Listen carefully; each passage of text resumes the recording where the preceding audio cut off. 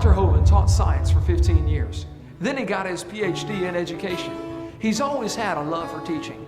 But one thing that he's discovered is that in many of the science textbooks across America today, there are some fallacies, some false information being presented. Why is this information in the science textbooks? What are they trying to prove? Hi, my name is Eric, and in this seminar called Lies in the Textbooks, you're going to find out some of those lies that are being presented and what you can do about it.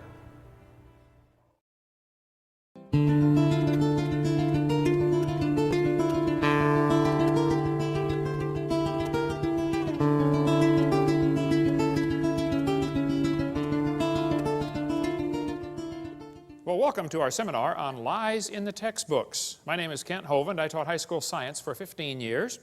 And now for, well, since 1989, I've been doing seminars on creation, evolution, and dinosaurs. And our goal is to strengthen your faith in God's Word. Now, this is not my wife. That's just a picture of her. We live in Pensacola, Florida. Been there 16 years. Have 3 children, 1 of each. And I got them all married and the dog died. Praise God, so I'm home free. And as we mentioned earlier, we have 4 grandkids so far, and that's God's reward for not killing your own kids when you thought about it. So we got a whole tribe, and they all live right around me and all work in our ministry. It's a real blessing to all have them right there. God's given us an amazing staff of people at Creation Science Evangelism. Our purpose is to get people saved. Okay? We like science at our place. We have Dinosaur Adventureland. We have a science center, a theme park, and a museum, all kinds of cool science stuff. Some people try to say, well, you Christians are against science. No, no, no, I like science. I'm against evolution because it's not part of science. Evolution's a lie, okay? There's no scientific evidence to back up evolution. We'll get into that in just a minute. The Bible says in the 10 Commandments, thou shalt not bear false witness. Don't lie. Proverbs says, a false witness shall not be unpunished. He that speaketh lies shall not escape. God hates liars. The Bible says they delight in lies, okay? These 6 things doth the Lord hate. Yea, 7 are an abomination unto him. A lying tongue, then a couple verses later, a false witness that speaketh lies. Out of the 7 things God hates, 2 of them are liars. He must really hate them. He lists them in there twice, okay? Jesus said, you have your father the devil, and the lusts of your father ye will do. He was a murderer from the beginning and abode not in the truth, because there is no truth in him. When he speaketh a lie, he speaketh of his own, for he's a liar and the father of it. Now, I like science, and I collect public school textbooks. I have hundreds of them from many, many countries, from clear back from 1880, I believe, to 2005, textbooks. I'm not against science. We happen to really like the subject. We have all kinds of cool science displays at our museum and our science center, and you can come down and visit Dinosaur Adventureland and see for yourself. I am, however, against lying to kids. Now, in the first 3 videos, we talked about how students are being lied to about the Big Bang. It didn't happen. They're being lied to about the age of the earth. It is not billions of years old. They're being lied to about the cavemen. There's never been a caveman, unless you mean Osama bin Laden. Okay? They're being lied to about the dinosaurs. They did not live millions of years ago. Now, here we're going to cover about 30 more lies in the textbooks. There are hundreds we could go through. We're going to try to hit the highlights, and this could go for days just covering lies in our textbooks. I'm going to hit some of the big ones, leave some of the little ones go for another time when we have more time. Now, I am not trying to get evolution out of the public schools. I'm not. I think any theory should be allowed to be taught, if you don't have to lie to support your theory with false evidence, okay? I am not trying to get creation into the schools. And I think Christians that work on either one of those are wasting their time. And many people have wasted hundreds of thousands of dollars trying to accomplish those 2 goals. It's futile. It's not going to happen. I am, however, trying to get lies out of the textbooks. I think we'll find if we take the lies out of the books, there's nothing left to support evolution. Well, that's their problem. They shouldn't have picked such a dumb theory to begin with, okay? It's not my fault, okay? Now, I'm not against teachers. My mother was a godly woman, led my dad to the Lord on their first date. She retired from teaching public school years ago. Been in heaven now for about 7 years. My brother led me to the Lord. He just retired last year from teaching public school after 34 years. There are many good godly teachers in the system. There are many good godly principals, many good godly school board members. I'm not against schools. I'm not against school boards. I'm not against teachers. I'm not against textbooks. I'm against lies. Okay, let's just keep it in perspective. Is there anybody here that thinks teachers or textbooks should be allowed to deliberately lie to students for any reason? And I mean deliberately. They might be lying and not know they're lying, okay, but if they're deliberately lying, that shouldn't be allowed, should it? Okay? Wisconsin has a law that requires textbooks to be accurate. So does Alabama. Textbooks shall be adequate and current, up to date. Okay? The latest information. Texas has a law that says instructional material shall be factual. Go Texas. Okay? Florida has a law that requires accuracy of instructional materials, and the commissioner is responsible to remove books that are not accurate. Well, commissioner, do your job. Okay?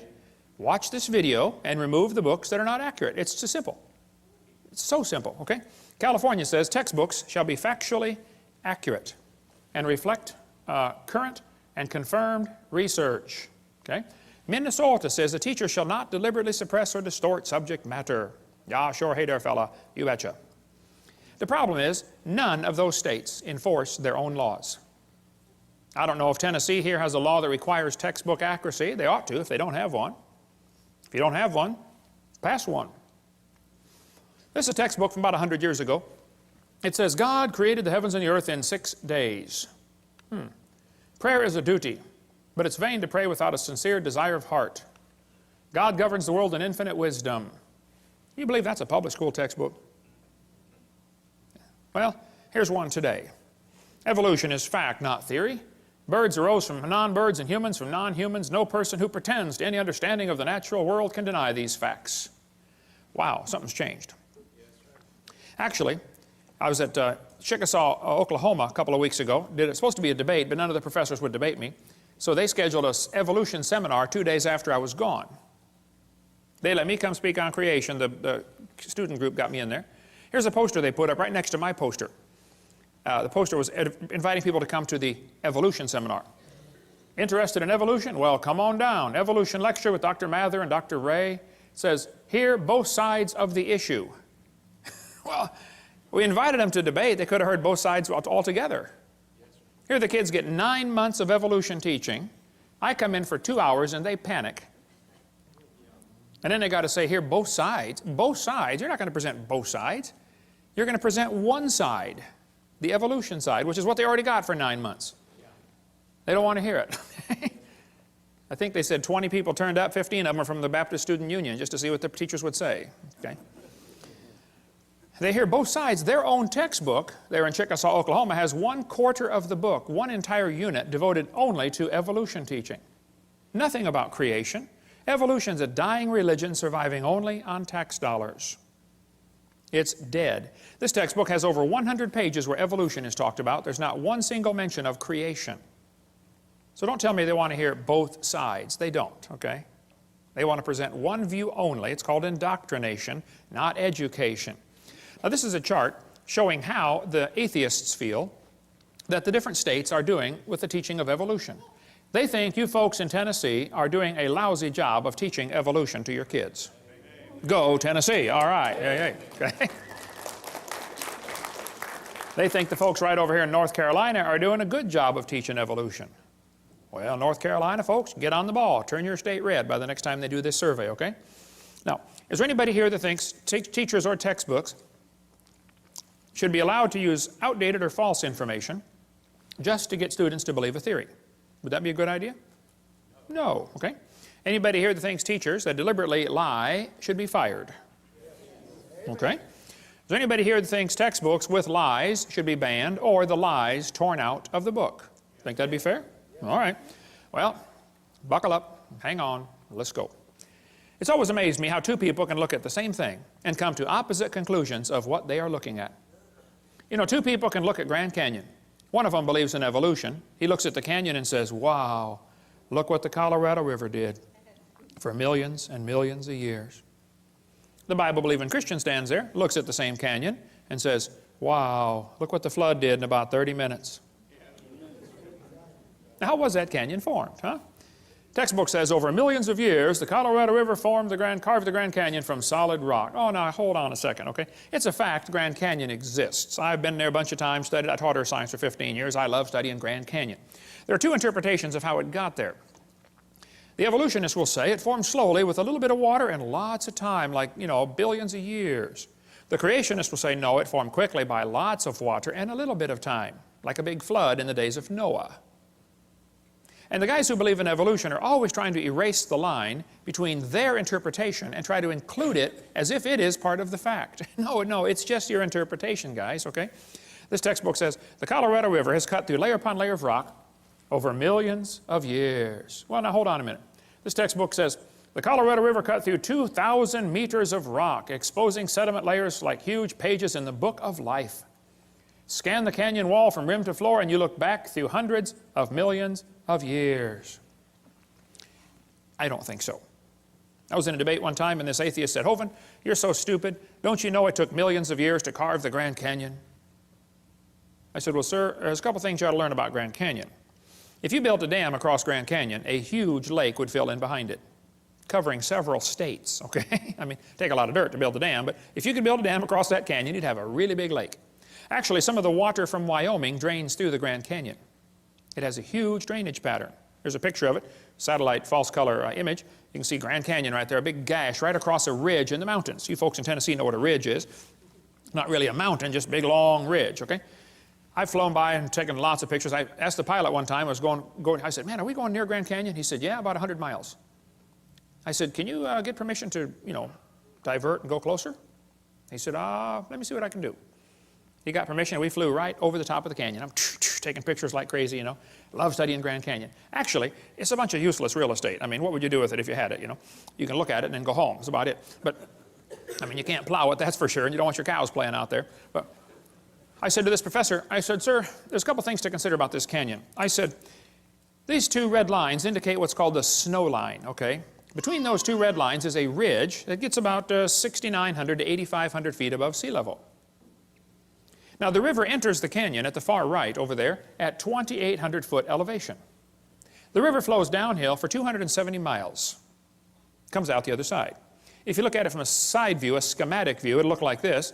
The river comes in 2,800 foot elevation. The ground rises up while the river goes down for 270 miles. I said, now, sir, there's a few things you ought to consider about this canyon. I said, did you know the top of Grand Canyon is higher than the bottom? He said, obviously. I said, sir, did you know the river only runs through the bottom? He said, well, yeah. I said, sir, did you know the top is higher than where the river enters the canyon by over 4,000 feet? He got a dazed look on his face like a calf looking at a new gate. I said, sir, did you know rivers don't flow uphill in Tennessee? There's no delta. Where's the mud that washed out of Grand Canyon? Nobody has a clue, okay? That river did not make that canyon. Grand Canyon's a washed out spillway. There used to be two big lakes, Grand Lake and Hopi Lake. The lakes are long gone, but the beaches are still there. You can still see the beach line. They got too full and went over the top and washed out that canyon in a hurry. Any farmer that's ever built a dam to hold water for his cows will tell you, once the water goes over the top of the dam, it's all over with. That's why they guard the levee like crazy during flood seasons, don't they? Get out there with sandbags. You don't want it to even get started. It's gone in a flash, okay? This river flows down this way. Obviously, it started at the top. Must have been a big lake backed up there, too. Even El Paso, Texas is called El Paso because it's the pass, okay? I bet there used to be a big lake backed up behind El Paso that dried up and left the white sands of New Mexico behind. That's another long, interesting story. But if you look at Grand Canyon, it's pretty obvious it's a washed-out spillway, okay? Almost all rivers around the world come together at what's called acute angles, less than 90 degrees. I mean, the rivers merge and keep going the same, general direction. If you look at Grand Canyon, the rivers on the lower left are indeed merging at acute angles, less than 90 degrees. But if you look at the upper right, the rivers are flowing backwards. Why would they do that? The rivers run backwards, hit the main channel, turn around, and come back out the other way. It's called a barbed canyon. There aren't many places like this on the planet. Well, this is evidence that a lake is draining, and as the water's running off the spillway backwards into the channel, it turns around, off the dam. Water runs off the dam into the low place, turns around and comes back out through the crack, through the breach in the dam. Grand Canyon was not made by the Colorado River over millions of years. That is one of the lies you kids are going to face in your textbook. It's just not geophysically possible for that to happen. Now, are there any farmers or vets in the crowd that might know what this machine is?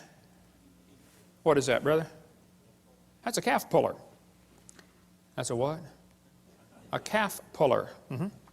Once in a while, a cow has a hard time having that baby calf, and so they get the calf puller out, tie the cable around the calf's legs, and jack the calf out of the cow.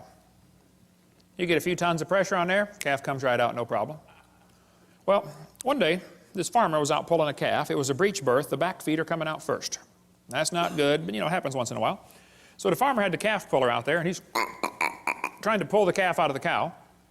And a city fella stopped his car to see what on earth is going on. And the farmer said, "Have you ever seen anything like this before?" The city fella said, "I have never seen nothing like this." The farmer said, "Do you have any questions?" The city fellow said, "Yes, sir. I have one question. It's been bugging me for 10 minutes. The farmer said, "Well, what's your question?" And the city fellow said, "How fast do you figure that calf was going when it ran into that cow?" No, no, no, no, no. We're not separating the wreck here, fellas. You know, it's possible for two people to be looking at the same thing, and one of them is getting the wrong idea of what he's looking at. The Bible warned us that was going to happen. Knowing this first, there shall come in the last days scoffers. Did you know there are people that scoff at the Bible? I deal with them on a regular basis. I attract them like a lightning rod. They scoff, it says, because of their lust. There's no scientific reason for them to reject the Bible. They just don't like that book because it chaps their hide. So they're scoffing because of their lust, not because of their science, okay? Even Huxley admitted, I suppose the reason we leapt at origin of species was that the idea of God interfered with our sexual mores. We don't want God telling us what to do. Okay? Arthur Keith said, evolution is unproved and unprovable. We believe it because the only alternative is special creation, and that is unthinkable. The Bible says they did not like to retain God in their knowledge. For this cause, God shall send them strong delusion.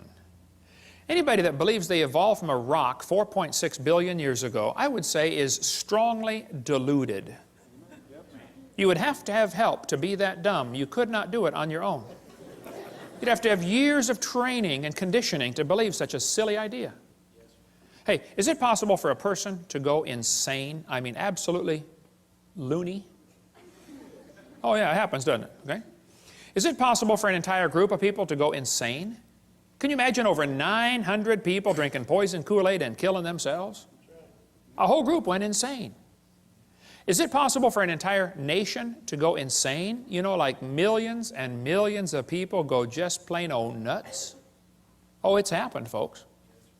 Hey, is it possible for the entire world to go insane?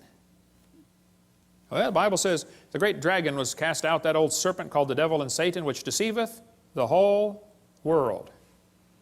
I think we're living in a time when just about the whole world has gone nuts. They believe they come from a rock 4.6 billion years ago. How dumb can you get? 2 Peter goes on to say, where is the promise of his coming? That's what the scoffers are going to say. For since the fathers fell asleep, all things continue as they were from the beginning of the creation. That's an important phrase. The scoffers are going to say, the way things are happening now is the way they've always been happening. Long, slow, gradual processes. The Bible says the scoffers are willingly ignorant. Willingly ignorant. In the Greek, that means dumb on purpose.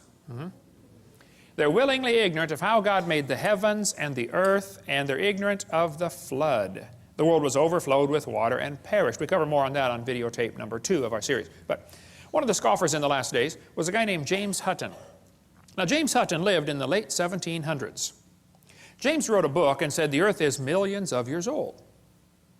Now, you need to understand, in the late 1700s, most people believed the Bible, or at least they were strongly influenced by Christianity, and everybody thought the earth was about 6,000 years old. That was the common teaching of the day, okay? They taught the kids in the public school, you know, God created the world in 6 days, like we saw earlier. But this was also a time of many revolutions. We had the American Revolution, the French Revolution, the Polish, the Spanish, the German. Every country is just about revolting against the idea of a king and establishing a democracy. So they threw off monarchy, and this is known as the age of anti-monarchy. So the Bible says to honor the king, and some people thought the Bible was an obstacle to their political objectives, and they wanted to discredit the Bible. Keep in mind, this all happened in the early 1800s and late 1700s.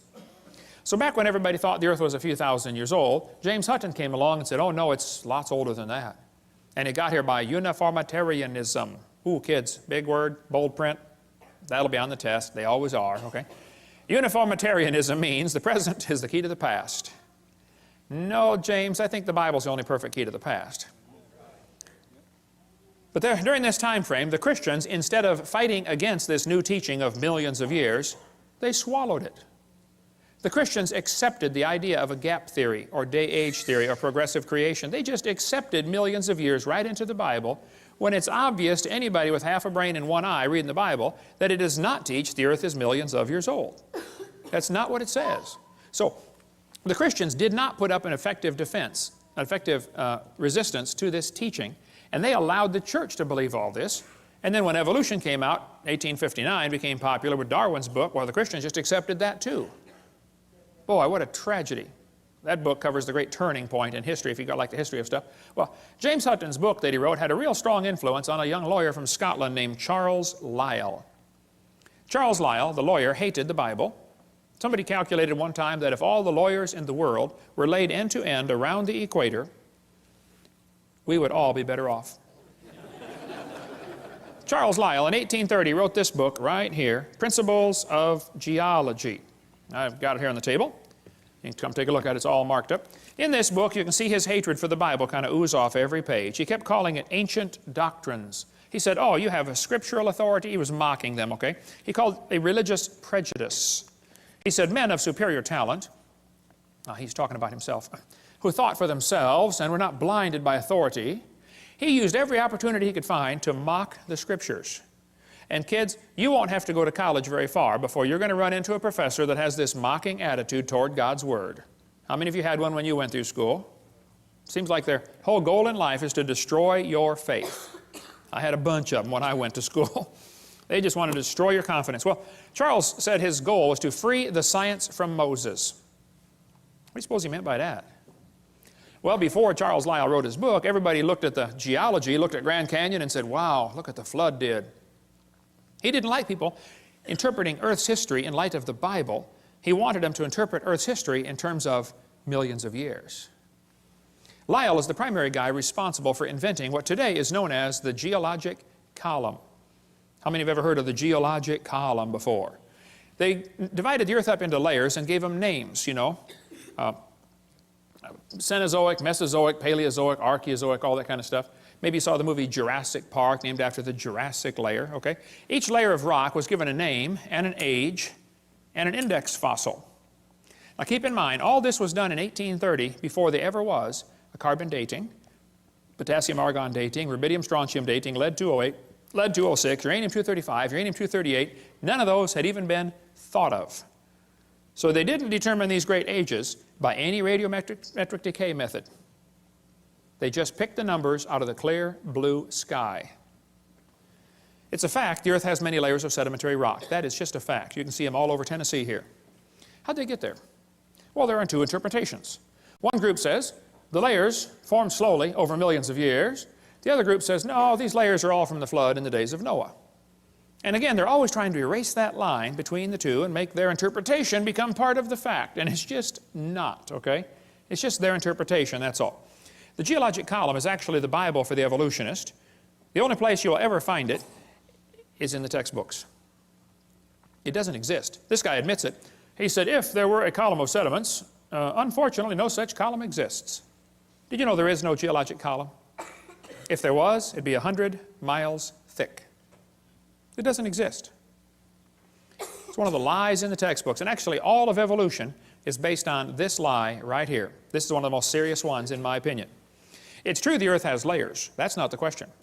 Okay? How did they get there, though? I mean, if that layer sat there for 10 million years waiting for the next one, don't you think it's going to rain once in a while in 10 million years? Why are there no erosion marks between the layers? Why are they stacked on top of each other just like a stack of pancakes? And by the way, why are there no soil layers between the rock layers? I mean, soil builds up on top of rock. Don't you think there'd be some soil built up once in a while? Look, if you get a jar of dirt and rocks and gravel and sand and mud and shake it up and set it down, it settles into layers for you in a few minutes. Doesn't take long. How many seen those things you buy at the mall with two pieces of glass and different colored sand in between? You know, you flip it over and it makes all kinds of layers just in a few seconds. It doesn't take long. I was preaching years ago in Union Center, South Dakota. Now, Union Center is right there. It's not even on the map.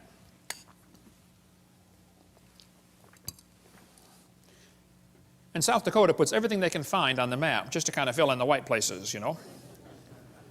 Well, there were 40 people in the whole town. 38 of them came to church. The other two must have been pulling a calf, I reckon. I don't know. But boy, we had a great meeting, and the preacher said, "Hey, Hovind, let's go down to Rapid City. They've got a bunch of dinosaurs in the museum there." I said, "All right, I like dinosaurs. Let's go." So we all drove down to Rapid City. We came to this museum, and a guide met us at the door. He said, "Hey, folks, would you like me to give you a tour?" We said, "That would be great, sir." Well, the first place we stopped on the tour was the geologic time chart. They have it lit up, and it's behind glass, and it's holy and sacred. Don't dare touch that thing, you know. So we're standing over there, and the guide said, "Now, folks, this layer of rock right here is about 70 million years old." And it's so cool because they always get that sanctimonious tone in their voice, you know. 70 million years old. Oh. Well, my daughter was 12 years old at the time. She raised her hand. She said, "Mister, how do you know that layer is 70 million years old?" He said, "Honey, that's a good question. We tell the age of the layers by what types of fossils we find in them. They're called index fossils." And by the way, that's correct. That's what the textbook says. Scientists use index fossils to determine the age of rock layers. She said, "Thank you, sir." We walked around the other side. We're standing over here, and the guide said, "Now, folks, these bones are about 100 million years old." My daughter raised her hand again. She said, "Sir, how do you know those bones are 100 million years old?" He said, "Well, honey, we tell the age of the bones by which layer they came from." She said, "Sir, when we were standing over there, you told me you knew the age of the layers by the bones, and now you're telling me you know the age of the bones by the layers." She said, "Isn't that circular reasoning?" I thought, wow, a chip off the old block. That guide had the strangest look on his face. It was almost as if he were thinking. He looked at my daughter, he looked at me. I wasn't about to help him. I thought, wow, this is going to be good. I have got to hear this. He looked back at my daughter, he said, "Wow, you're right, that is circular reasoning." He said, "I never thought of that before." That fellow drove 50 miles one way that night to come hear me speak in Union Center, South Dakota. The crowd swelled to 39. We set up a chair in the aisle. Afterwards, he talked to me for an hour. He said, "Hovind, is everything I believe about geology wrong? I teach this stuff at the college." I said, "Oh, no, I like geology. I've got a huge fossil collection, rock collection, mineral collection. I teach earth science. I love studying geology." I said, "But as far as the layers being different ages," I said, "Yes, sir, I'm sorry. That is all baloney. It's based on circular reasoning." I'll show you. Here's a textbook that tells the kids to date the rocks by the fossils, and on the very next page it says, "Date the fossils by the rocks." On the next page, and they don't catch it. It's a lie. It's circular reasoning. The intelligent layman has long suspected circular reasoning in the use of rocks to date fossils and fossils to date rocks. The geologist has never bothered to think of a good reply, feeling the explanations are not worth the trouble as long as the work brings results. It cannot be denied from a strictly philosophical standpoint, geologists are arguing in a circle. The relative ages of rocks are determined by the organisms they contain. They date the rocks by the fossils and the fossils by the rocks. Ever since the beginning of the 19th century, fossils have been and still are the best and most accurate method of dating and correlating the rocks in which they occur. Apart from very modern examples, which really are archaeology, I can think of no cases of radioactive decay being used to date fossils. They don't date fossils by potassium-argon dating or carbon dating. That's not how they do it. Radiometric dating would not even be possible if the geologic column had not been erected first. There's no way simply to look at a fossil and say how old it is unless you know the age of the rocks it comes from. This is Niles Eldredge, one of the most famous evolutionists alive today. He said, and this poses something of a problem. Yeah, something poses a big problem, Niles. If we date the rocks by the fossils, how can we then turn around and talk about patterns of evolutionary change through time in the fossil record? Circular reasoning. This guy said the rocks do date the fossils, but the fossils date the rocks more accurately. I think the cheese done fell out of his sandwich. That's what I think. Okay, he's a few fries short of a Happy Meal. It's based on circular reasoning, okay? This guy said the charge of circular reasoning can be handled several ways. It can be ignored as not the proper concern of the public. It can be denied by calling down the law of evolution. It can be admitted as a common practice or avoided by pragmatic reasoning. But it is all based on circular reasoning. Actually, at the Scopes monkey trial, 1925, over here in Dayton, Tennessee. How far is Dayton from here, Steve? About 100 miles, okay. This is what they were going to use as evidence for evolution. The lowest layers are obviously the oldest. Page 275 of the court transcript.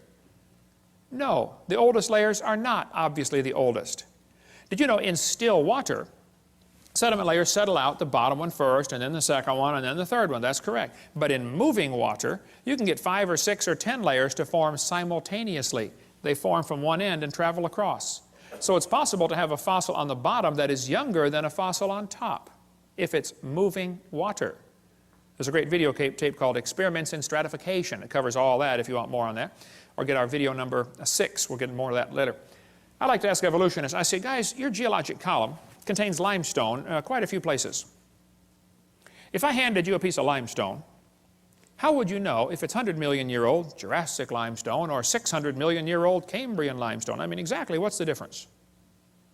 They'd say, well, the only way to tell the difference is by the index fossils. That's precisely my point. They date the layers by the fossils. This textbook shows the kids a trilobite, and it says, boys and girls, trilobites make good index fossils. If a trilobite is found in a rock layer, the rock layer probably formed 500 to 600 million years ago. I don't think so. Somebody found a human shoe print where the guy with a shoe on had stepped on and smashed a trilobite. They asked evolutionists all over, how on earth could a human step on a trilobite? If trilobites lived 500 million years ago and man didn't get here till, 3 million years ago, and they didn't start wearing shoes till 10,000 years ago, how could a human step on a trilobite? One atheist said, well, it's obviously. The only answer would be that aliens visited the planet 500 million years ago. Oh, them aliens will do it every time. Another guy said, well, maybe there was a large trilobite shaped like a shoe that fell on a small one. Now, there are some big trilobites, okay, but I don't think they're shaped like a shoe. Actually, the trilobite has the most complicated eyeball ever. Trilobite eyes are unbelievable. And this is one of the first creatures to evolve, and it already has the most complex eye, which just the eye is one of the most complex features you could have. Now, trilobites are not index fossils for anything, okay? There are all kinds of different types of trilobites, and there probably are some still alive today. Certainly the Baltic isopod is still alive. A guy sent me a couple weeks ago, about a couple months ago, I guess, a whole jar full of trilobites from the Prudhoe Bay water treatment plant up there for the oil factory they've got, oil refining rig. When they arrived in Pensacola, Florida, they were still alive in the jar. But I don't know how to keep a trilobite alive. I mean, you give it mouth to what, some resuscitation, but they all died, but we got them in our museum there. Somebody just sent me a large one that they got down in the Caribbean, about this big. It's in our museum, and it was frozen. They said, yeah, I pulled it off the rock myself down in the Caribbean, still alive. They call it some kind of roach. Roach, it looks like a big trilobite. This textbook shows the kids a graptolite. It says, boys and girls, this is 410 million years old. I don't think so. Graptolites were found still alive in the South Pacific 10 years ago. So if you find graptolite, you can't use that as an index fossil for any age rock, okay? They tell the kids in school the lobe-finned fish is the index fossil for Devonian, 325 million years old. See that short leg, boys and girls? He's got a little bitty leg and then the fin. Ah, see, that proves he's evolving from a leg to a fin. No, that's a lie. The lobe-finned fish are still alive today. They're swimming around the Indian Ocean. And when they caught the first one in 1938, the scientists looked at it and said, wow, would you look at that? They survived for 325 million years. It never dawned on them once to question the geologic column. That thought never crossed their brain. You don't question the geologic column. It is holy and sacred. You just have to say it survived for 325 million years. It's in the textbooks today. And they still say it's the index fossil for 325 million year old rock, even though they know they're swimming around the ocean. How can they be that dumb? This lady wrote a book about it, A Fish Caught in Time. She says, boys and girls, this is our own great uncle, 40 million times removed. She does look a little fishy, kind of around the gills there. Okay. You're going to be told that dinosaurs are index fossils for the Jurassic period, 70 million, or Cretaceous, 70 million years ago. That's baloney. Dinosaur bones were found here recently that had blood cells still in them. How long are the blood cells going to last? Here's soft tissue found with dinosaur bones, still flexible, soft tissue in March of 2005. Here's fossilized human hands found in the same rock strata as dinosaur bones. Now, they tell you the layers are different ages. That's simply baloney, okay? Now, Charlie Darwin didn't like round numbers, so he said the Wealdian deposits are 306,662,400 years old. How could he possibly know such a thing, okay? All over the world, petrified trees are found standing up, connecting these different rock layers. Petrified trees standing up. Now, how long does a dead tree stand up around here before it falls down? 5 years, maybe 10 years? 5 million? Oh, no, not 5 million, that's for sure, right? But yet petrified trees in the vertical position are found all over the planet. I'll just flash through some pictures real quick here. There are all kinds of petrified trees found standing up. And they're running through multiple layers, and the kids are being taught the layers are different ages, and yet here's one tree connecting them all. I'm having a hard time believing these layers are different ages. That's what I'm having. Central Alabama's got a large coal mine with a whole bunch of petrified trees standing up running through 2 seams of coal, the Blue Creek and the Mary Lee. Now they're going to tell you in school, for coal to form, a forest has to grow, and then it all falls over and turns into a swamp, and then it gets buried, and then new mud washes in on top, and the coal slowly forms from the forest that was buried. And then thousands of years later, another forest grows on top, and a whole new layer of coal formed. So if you find 2 layers of coal, oh, that took thousands of years. That's what they'll tell you in school. That's simply baloney. We'll cover more on coal formation on video 6, but if you look at the samples of trees found in this coal mine, you look at sample A, B, C, D, E, F, G, I mean, any freshman law student could tell you, hey folks, I think I can prove these 2 coal formations formed at the same time, very quickly. Within a few weeks or months of each other, that's for sure. Probably during the flood in the days of Noah. We'll cover more on that on video 6. In Cookeville, Tennessee, how far is Cookeville from here? 100 miles? What's that? 150 miles. In Cookeville, Tennessee, there's a coal mine with petrified trees standing running. Here's coal at the bottom. The tree is coalified at the bottom, petrified in the middle, and coalified on top, where it went through a second coal seam. Same tree. By the way, why are coal seams generally found on top of layers of rock or clay? Wouldn't be a pretty poor place to grow a forest? Ought to be on top of soil, don't you think? Yeah. Polystrate fossils are found all over the world. In Joggins, Nova Scotia, there are dozens of petrified trees standing up, connecting different rock layers. Scientists go up there and look at them and just say, wow, that's curious. No, it's more than curious. It's devastating to your teaching that the layers are different ages. There's a brochure you can get from our bookstore. It's $2. It's got 30-some color pictures of petrified trees in the vertical position. Occasionally, the petrified trees are found upside down, running through many rock layers. Now we really got a problem. I've thought about this till my brain hurts. The evolutionists have 2 ways to solve this. They can say, well, Hovind, you know, the trees stood upright for millions of years while the layers formed around them. Or the trees grew through hundreds of feet of solid rock looking for sunlight. There's a third way to look at it. You know, maybe they were all buried in a big flood. How fast was that calf going? Keep that thought in mind, okay?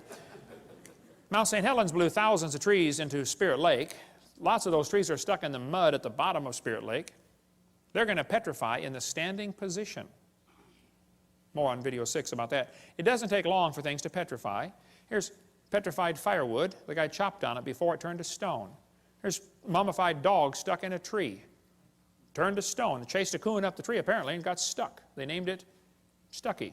What would you call it, okay? Here's petrified cowboy boot with the cowboy's legs still in it. The boot was made in 1950 and the leg is turned to stone. Here's petrified fish giving birth. It does not take millions of years to give birth. Praise God, okay? Here's a petrified hat.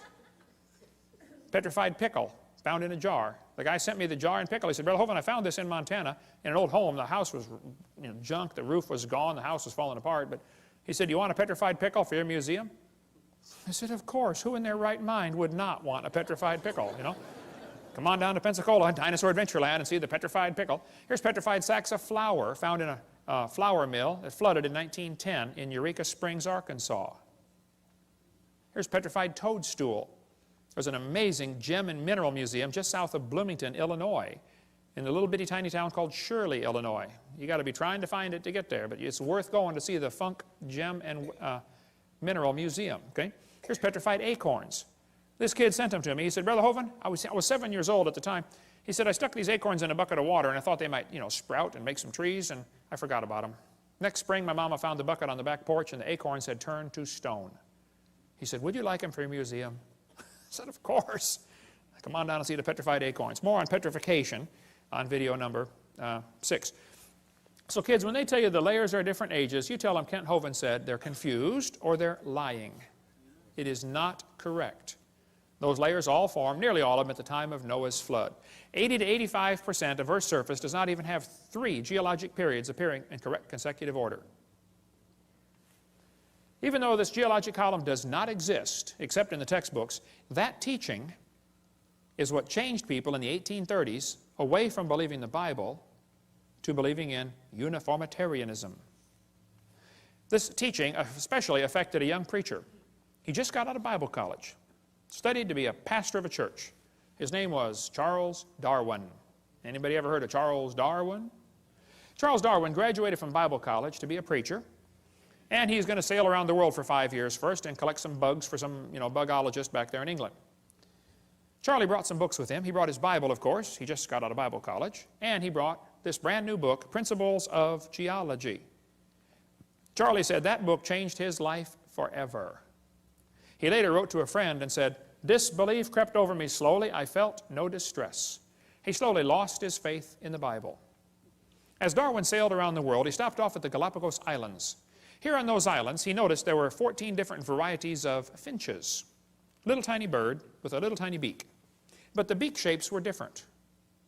Now the Grants went there and studied them and said, wow, during dry years, the beak is 1/10 of a millimeter thicker, and during wet years, it's 1/10 of a millimeter thinner. But it always averages back out. 1/10 of a millimeter, do you know how much that is? Not much. Darwin looked at the birds and said, you know what? I think all these birds had a common ancestor. I bet you're right, Charlie. It was a bird. And then Charlie said, well, maybe this proves that birds and bananas are related. You say, oh, he never said that. He sure did. I knew you wouldn't believe me, so I brought his book. It's right here. The Origin of Species by Charles Darwin. On page 170, Darwin said, it's a truly wonderful fact that all animals and all plants throughout all time and space should be related to each other. Isn't he saying the birds and bananas are related? He sure is. This is a lie. What Charlie observed is what is sometimes called microevolution. Microevolution tells us dogs produce a variety of dogs. That's a fact. It happens, okay? And roses produce a variety of roses. Nobody argues about that. The question is, does it go any farther than that? You may get a big dog or a little dog, but you get a dog every time. And probably the dog, the wolf, and the coyote had a common ancestor. I wouldn't argue about that. We did the test this morning. Had a 5-year-old girl. Said, okay, here we have a dog, a wolf, a coyote, and a banana. Which one is not like the others? She got it. The banana. We got college professors can't figure that out. Here's National Geographic says, the evolution of dogs from wolves. Well, duh, nobody's arguing about that. Yeah, dogs came from wolves, okay? The Bible says they bring forth after their kind. 10 times it says that in the first chapter. See, this word evolution has 6 meanings. We've been through this before, so I'm going to go through it kind of quickly. There's first of all cosmic evolution, Big Bang. Secondly, chemical evolution, where all the chemicals come from hydrogen. That's baloney.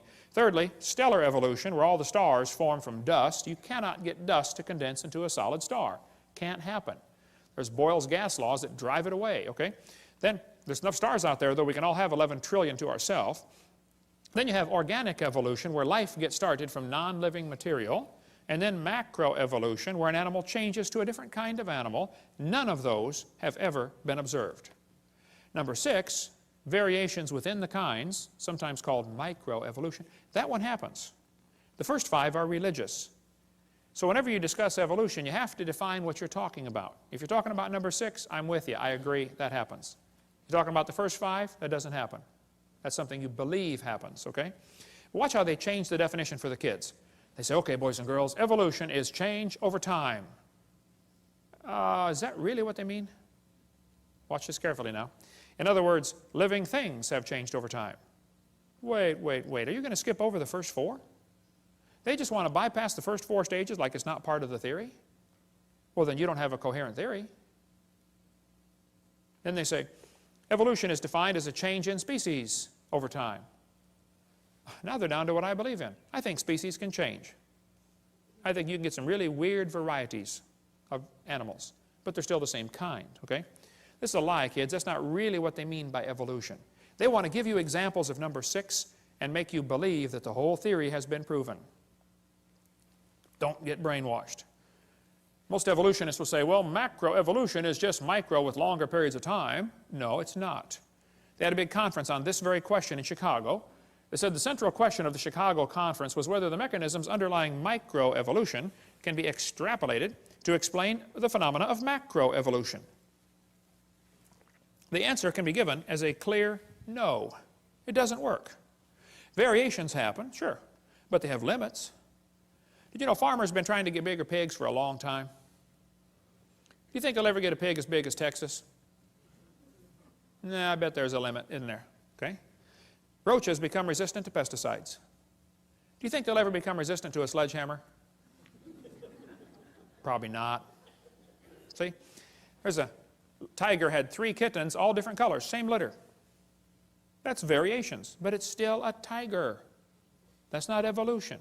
They always end up producing the same kind of offspring, just like the Bible says. The information for the new variety had to be in the gene code already, or it couldn't produce it. No new information is ever added. The gene pool of the new variety is always more limited. Somebody spent years crossbreeding dogs to develop the Chihuahua. All that money to make a dog that's 100% useless. I mean, think about it. How long would the Chihuahuas last in the real world? Turn them all loose into the woods. Watch what happens. They'd run up to the wolf. Yep, yep, yep, yep, yep, yep, yep, yep, yep. Crunch. End of gene code, right? Genetic information is lost, not added when you get a strange variety. Real evolution would need an increase in genetic complexity. We don't ever observe that. Now, I grew up in Illinois, corn country. Did you know there are so many kinds of corn up there, they have to number them? You'll be driving down the highway and there's a sign that says BX65. Don't mix it with XL29. Something will explode. But folks, you can crossbreed corn from now to the cows come home and you are always going to get corn. You're never going to get a hamster or a tomato or a whale to grow on your corn stalk. It just ain't going to happen, okay? There's a whole variety of dogs in the world, and they might have had a common ancestor. A dog. There's BBC News. It looks like 95% of current dogs came from just 3 original founding females. Hey, they're getting closer. Right here it says, today's dogs come in all shapes and sizes, but scientists believe they evolved from just a handful of wolves tamed by humans living in or near China less than 15,000 years ago. They're getting closer. Man, if they keep studying their Bible, keep studying the science, they're going to be an independent Baptist when they're done. You get done climbing the mountain of truth, that's where you end up, you know. Okay? This Irish textbook calls them divergent evolution. Oh, come on. They show 5 dogs around a wolf, and that's not divergent evolution. Don't give it a fancy name. It's still a dog. It's just a variety of dog. This Mexican textbook says, the horse and the zebra had a common ancestor. I agree. It looked like a horse. You know, 4-wheel drive, genuine leather upholstery, all the standard horse equipment, okay? They got little tiny horses today. We had the world's smallest horse come visit our dinosaur adventure land. Talk about useless. I mean, you know, you can't ride it. Well, my granddaughter could, but it won't bark, you know. What do you do with a horse like that? You know, horses, zebras, and asses can all be crossbred. They have competition in California. Who can get the weirdest animal? They get zorses, zonkies, zeonies, zedonks, zebras, and shebras. Here's a zebra who forgot to put his PJs on. Here's a herd of zebroids running around. You know, in the last 100 years, the Kentucky Derby's gone from an average winning speed of 127 seconds down to 123 seconds. Now, even in the old days, they had some pretty low times turned in, okay? Question, how much money would you guess has been spent on selective breeding trying to get the fastest horse for the Kentucky Derby.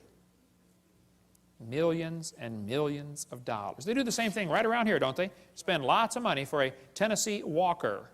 What's the most expensive Tennessee walking horse you've ever heard of? $1 million for one horse? $3 million for one horse. That's how much per pound?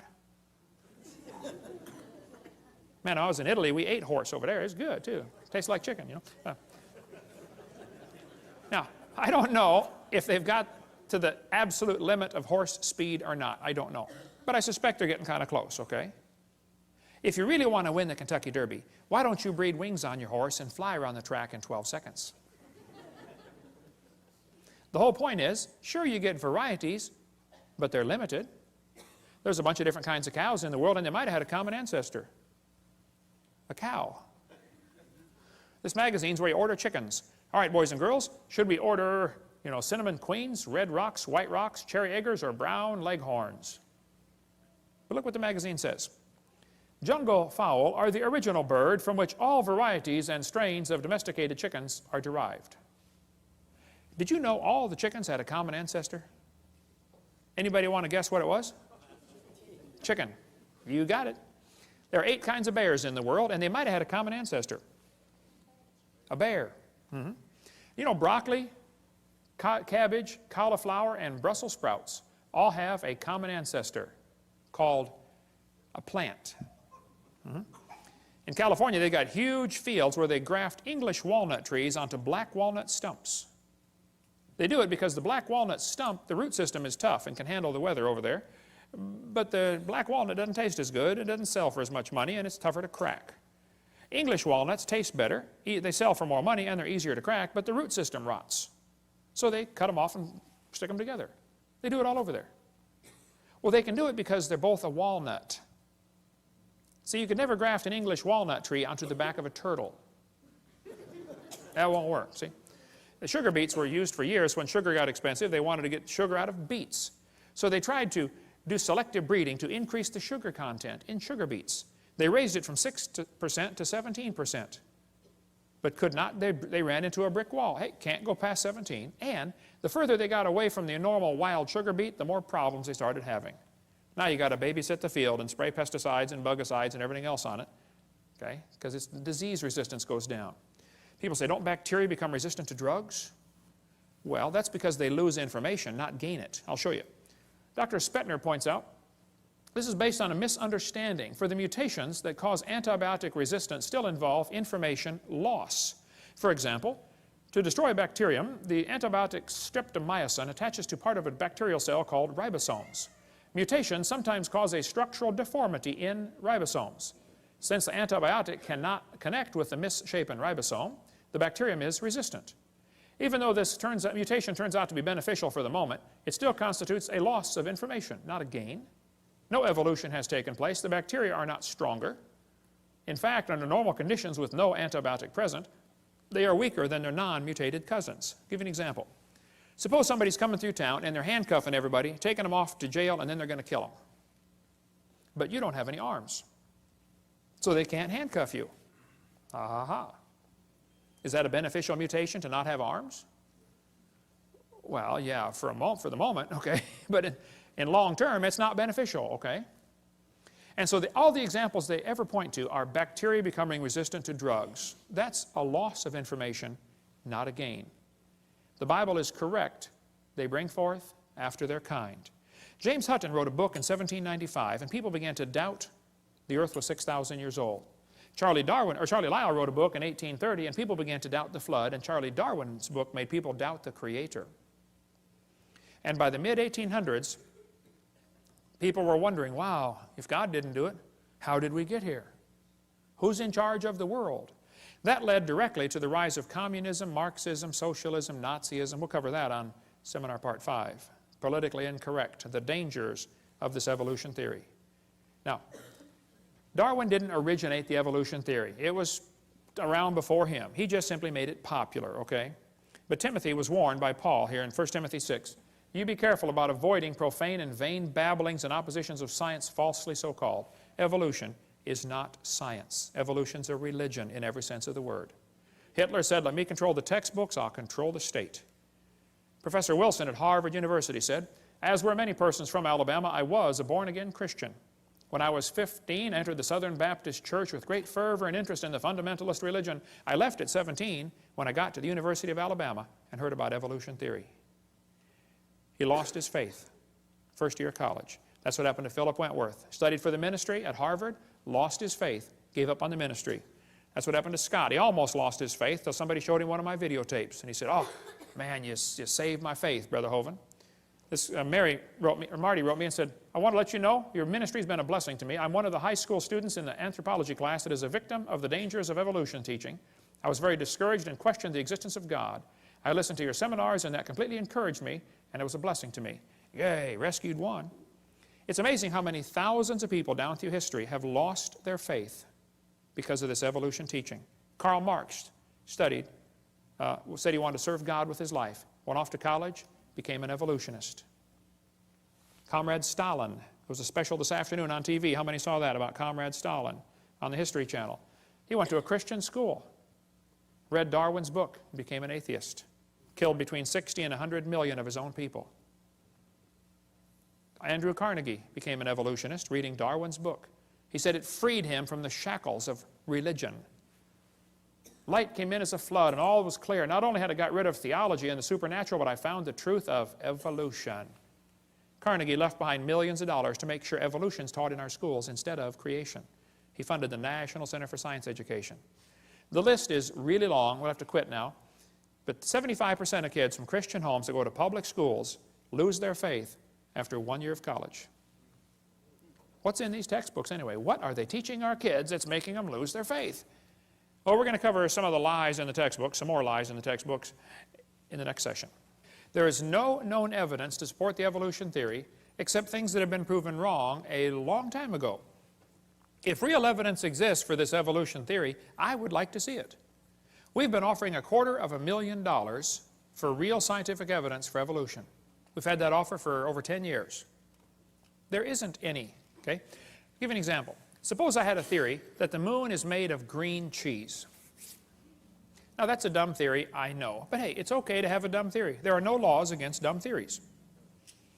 But then suppose I started teaching my students, hey kids, did you know NASA proved my theory in 1973 when they went there on a secret mission and drilled a hole and found the moon is made of green cheese? Oh no, hold on a minute. It's okay to have a dumb theory. It's not okay to lie about my evidence for my theory, okay? It is worse for me to get paid by tax dollars while I lie about my theory. So I don't mind if they want to have a theory that we came from a rock. That doesn't bother me. It does bother me that they want to lie to the students about their evidence, and it really bothers me that I have to pay their salary while they lie to spread their theory. So here's some of the evidence they use for evolution theory. They say, we have evidence from fossils. I say, guys, you got to be kidding. No fossil counts as evidence for evolution. None. If you find bones in the dirt, all you know is it died. You don't know it had any kids. No fossil could count as evidence for evolution. None. They say we have evidence from structure, from molecular biology, from development. Well, let's talk about a few of these. Evolution is dead. The theory is defunct. There is no evidence to support it. But some of the followers are pretty dedicated, and they're having a hard time letting it go. They'll even lie to you to make you think everything's fine. They say, wow, look at that evolution theory. It's perfectly fine. There's no challenge to evolution. Look, he never looked better. Pulse and heart rate look good. No, I'm sorry. He's a goner, okay? Don't be the last one off the boat. It is sinking. Evolution is based on two faulty assumptions. Number one, they say mutations make something new. That's never been observed. Number two, natural selection makes it survive and take over the population. Evolution is actually a religion of death.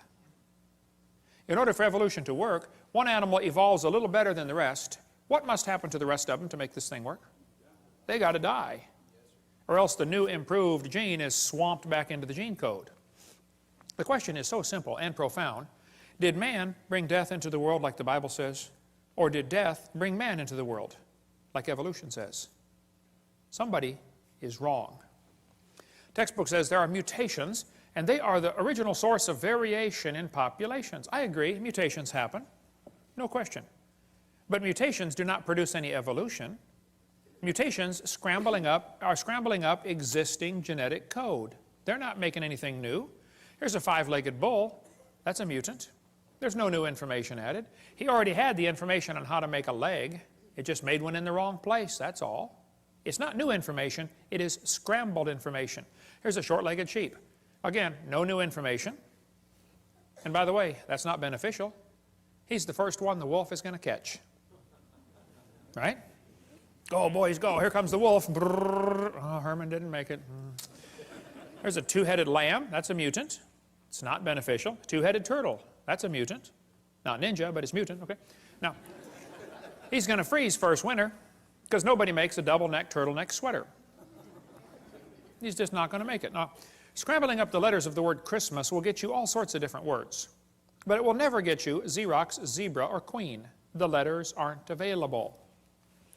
This textbook shows the kids a four-wing fly, which, by the way, cannot fly. And it says, boys and girls, normal fruit flies have 2 wings. This mutant has 4. This rare mutation, like most mutations, is harmful. Then it says, beneficial mutations are the raw material for natural selection. Now, hold on a minute. Why don't they show us an example of a beneficial mutation? Why did they tell us about the good ones and not show us a picture of a good one? You know why they didn't show a picture of a good mutation? Because nobody's ever seen one. There's never been one beneficial mutation. I said that in a debate one time, and this atheist said, Hovind, you're lying. He said, I can name a beneficial mutation right now. He said, people in Africa that get sickle cell anemia are less likely to get malaria. I said, that's brilliant, sir. That's like saying if you cut off your legs, you can't get athlete's foot. They're both negative, okay? Then they say evolution and natural selection go together. This one says natural selection causes evolution. That's a lie. Natural selection selects. It doesn't create anything. Natural selection is not a creative force, okay? Natural selection may be a stabilizing force, but it is not a creative force. Anybody with half a brain can figure that out. Natural selection cannot create any properties. It can only select. This textbook says, evolution by natural selection had occurred in just 1 year. Oh, they're lying. It says natural selection can lead to evolution. That's a lie. Natural selection selects. It doesn't create a thing. If you worked in a factory that made cars, how far is the Saturn plant from here? Pretty close, isn't it? How many of you work? Anybody here work in the Saturn plant? Okay. Suppose you worked in quality control. Your job was to check the car when they got done building it, you know, kick the tires, slam the doors, and drive it around, see if it runs. If you caught every single mistake, they don't, by the way, but if you did, okay, how long would it take that quality control process to change the car to an airplane? You say, Hovind, quality control can't change it to something else. Oh, I know. Only design engineers can change it. And God's natural selection is a quality control that will never change it to a different animal. It'll just make sure you get a good animal, that's all.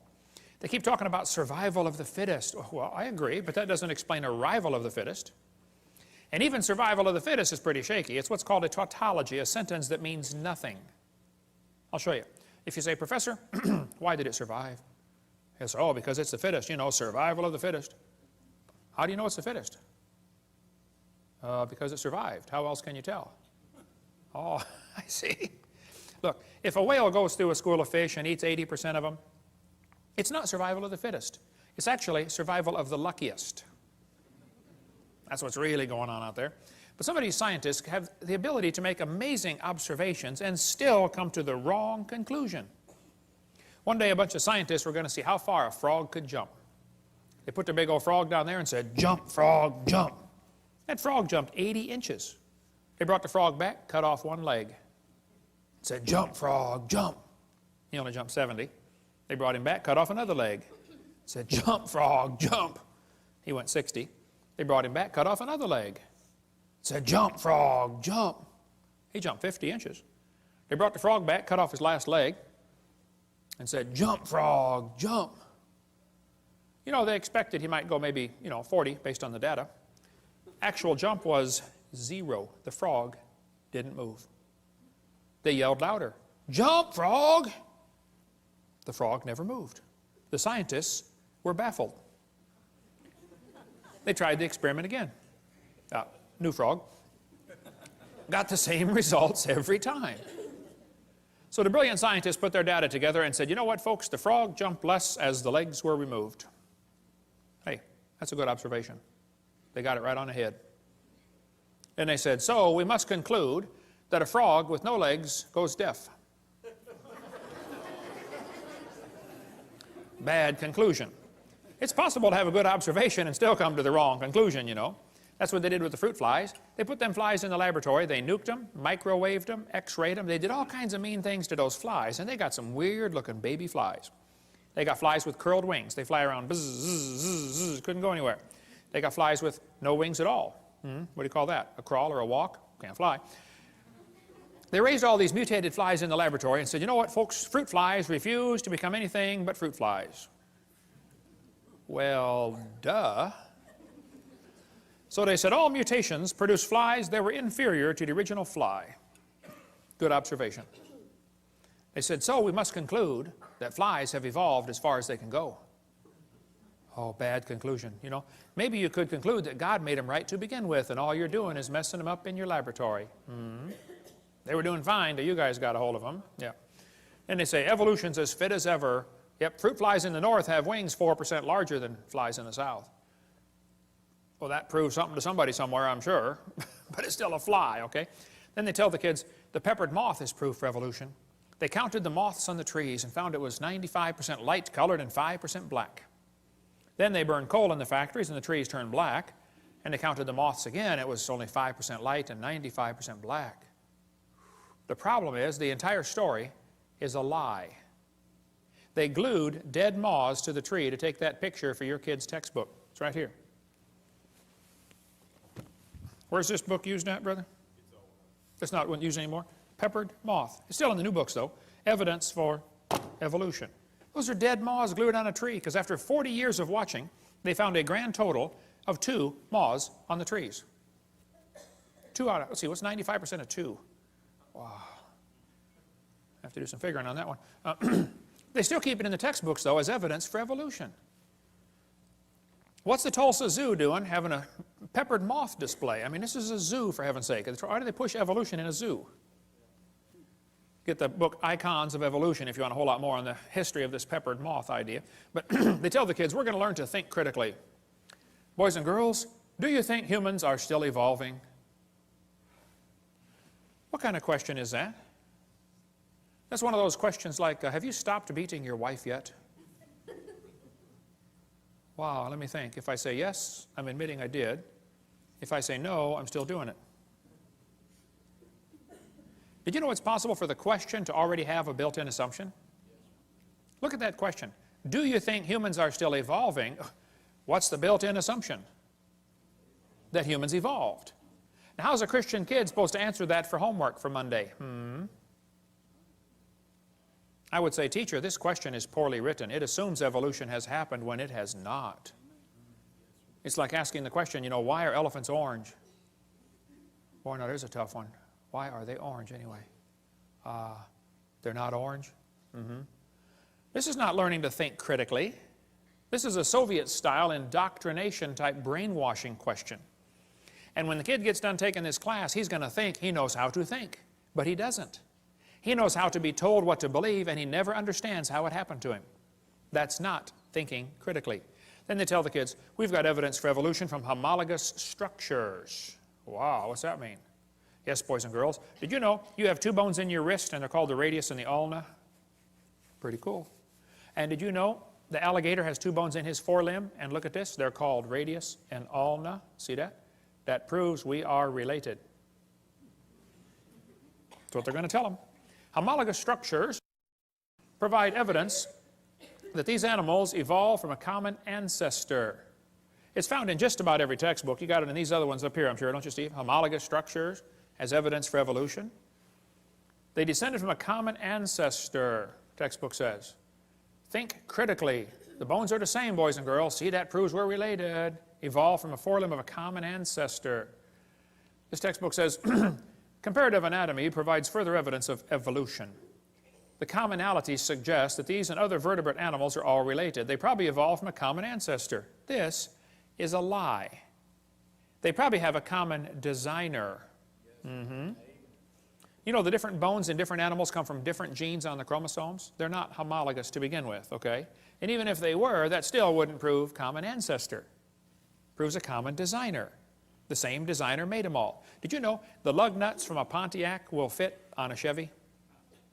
You can go out in the parking lot and try it. They will. That proves they both evolved from a Honda 14 million years ago. No, it's true many animals have a similar four-limb structure. That's a good observation. I agree. They say they must have had a common ancestor. Oh, bad conclusion. Then they'll say, this helps prove we all came from a rock. Well, now you really have got a bad conclusion there. Then they tell the kids, we have evidence from development. Now this one makes me angry. So I'm going to try to stay calm while we talk about this. Is probably one of the most dangerous lies in the textbooks. We'll just calm down now. Okay, I'm ready. This textbook says the similarity between the early stages of development of many different animals helped convince Darwin that all forms of life shared common ancestors. Darwin considered this the strongest class of facts in favor of his theory. This was the best evidence Darwin knew of for his theory. The guy who made up this dumb idea is named Ernst Haeckel.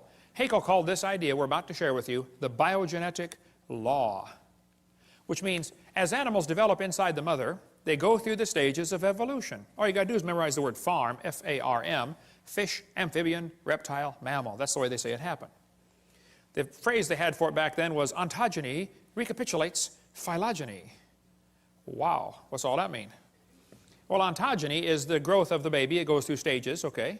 Recapitulates means it reenacts or does over again. Phylogeny is the evolutionary sequence. This Irish textbook says, the presence of fish-like structures in embryos of different species shows these animals have evolved from fish and share the basic pattern of fish development.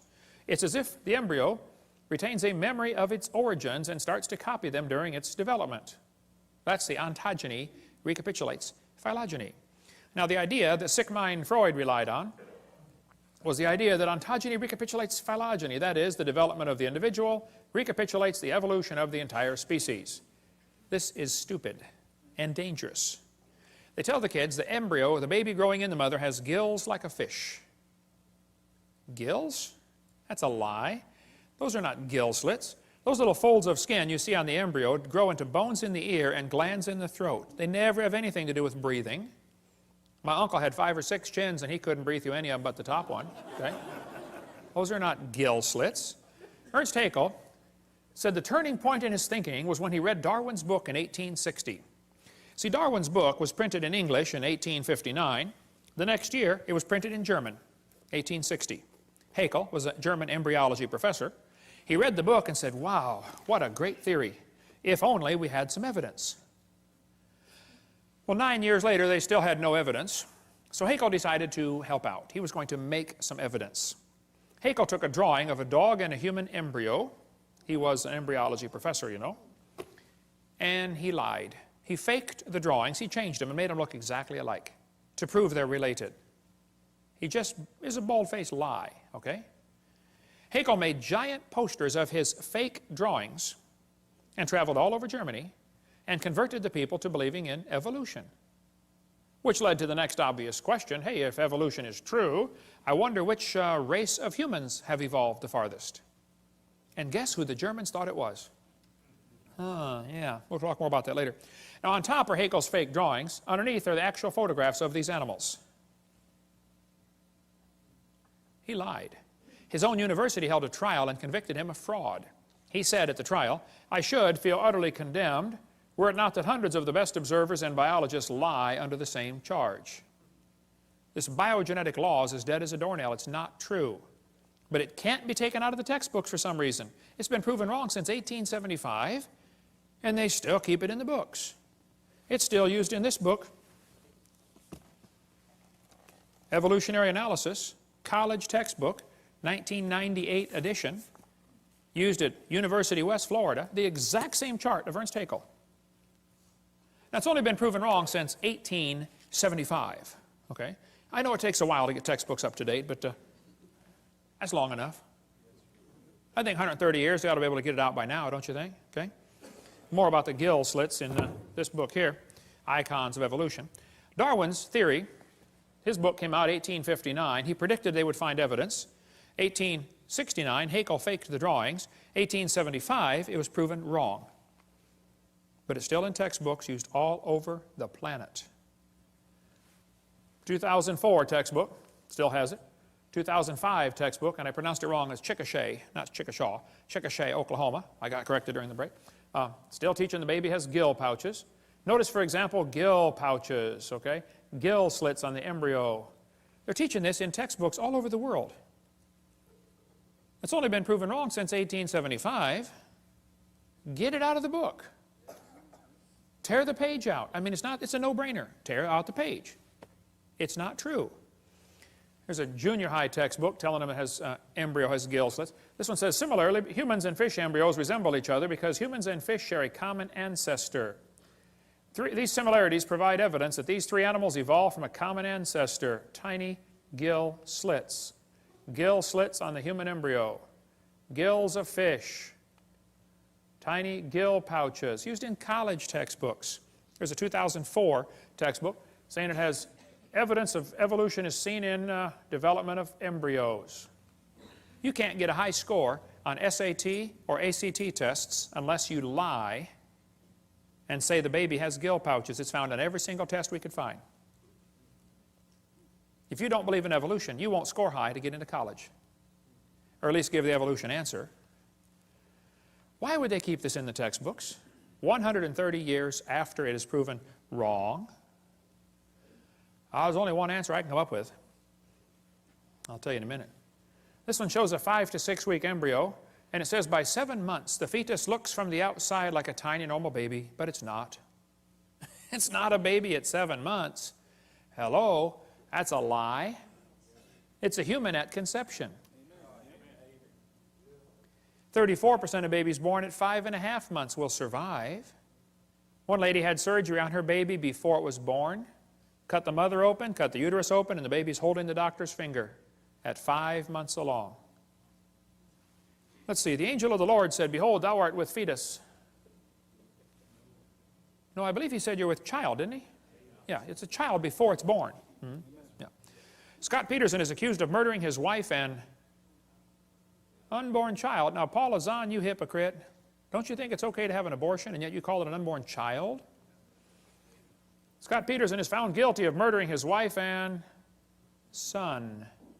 That's because in California you have to have a double homicide to get the death penalty. So they want it to be a son or a child, but the rest of the time if you want to have an abortion it's okay. Now it's not a child, it's just a fetus. Well, let's get consistent here, folks, okay? Which is it? All right? More about embryology on this one, but why do they keep this in the textbooks? It's very simple. That's the only way to justify abortion. They want you to think it's not human yet. Somebody wants to reduce the population of this planet. And abortion has already done 20% of the entire world's population has been killed by abortion. 1 billion people. Let's see, Hitler killed 6 million, Stalin about 100 million, abortions 1,000 million. That's going to work. We'll cover more on that on video 5. Anna Rosa had her arm chopped off in a botched abortion. She was born anyway. They thought they killed her. Everybody says, oh, that's terrible. What if they would have cut her head off instead? We never would have heard about Anna Rosa. Now, I live in Pensacola. You might have heard of my town. We've had 2 doctors that were doing abortions shot and killed. Several clinics have been blown up or burned down. I did not shoot any doctors, and I did not blow up any clinics, okay? And I don't think Jesus would do it that way. He grew up under Roman control. He didn't go around blowing up tanks and burning down bridges, okay? But when the first doctor got shot, I was preaching in Fort Lauderdale. The next day I flew home, and right in front of me on the airplane were 2 women from NOW, the National Organization for Wild Women. And they were flying up to Pensacola, going to have a big rally and march around town, you know. As we got off the airplane, and I noticed on their shirt it had in huge block letters, choice above all. So, being my mild-mannered self, I said, excuse me, ma'am, what does this mean, choice above all? She said, a woman ought to have a right to choose. I said, choose what? She said, choose to have an abortion. It's her body. I said, well, yes, ma'am. If she wants to abort her body, I suppose that's fine. But it looks to me like she wants to abort somebody else's body. When you consider half of them are male, think about it. It's not her body. I said, by the way, ma'am, I'm kind of curious about this. I have 3 kids. I delivered one of my kids at home. I used to raise hamsters. I taught biology and anatomy.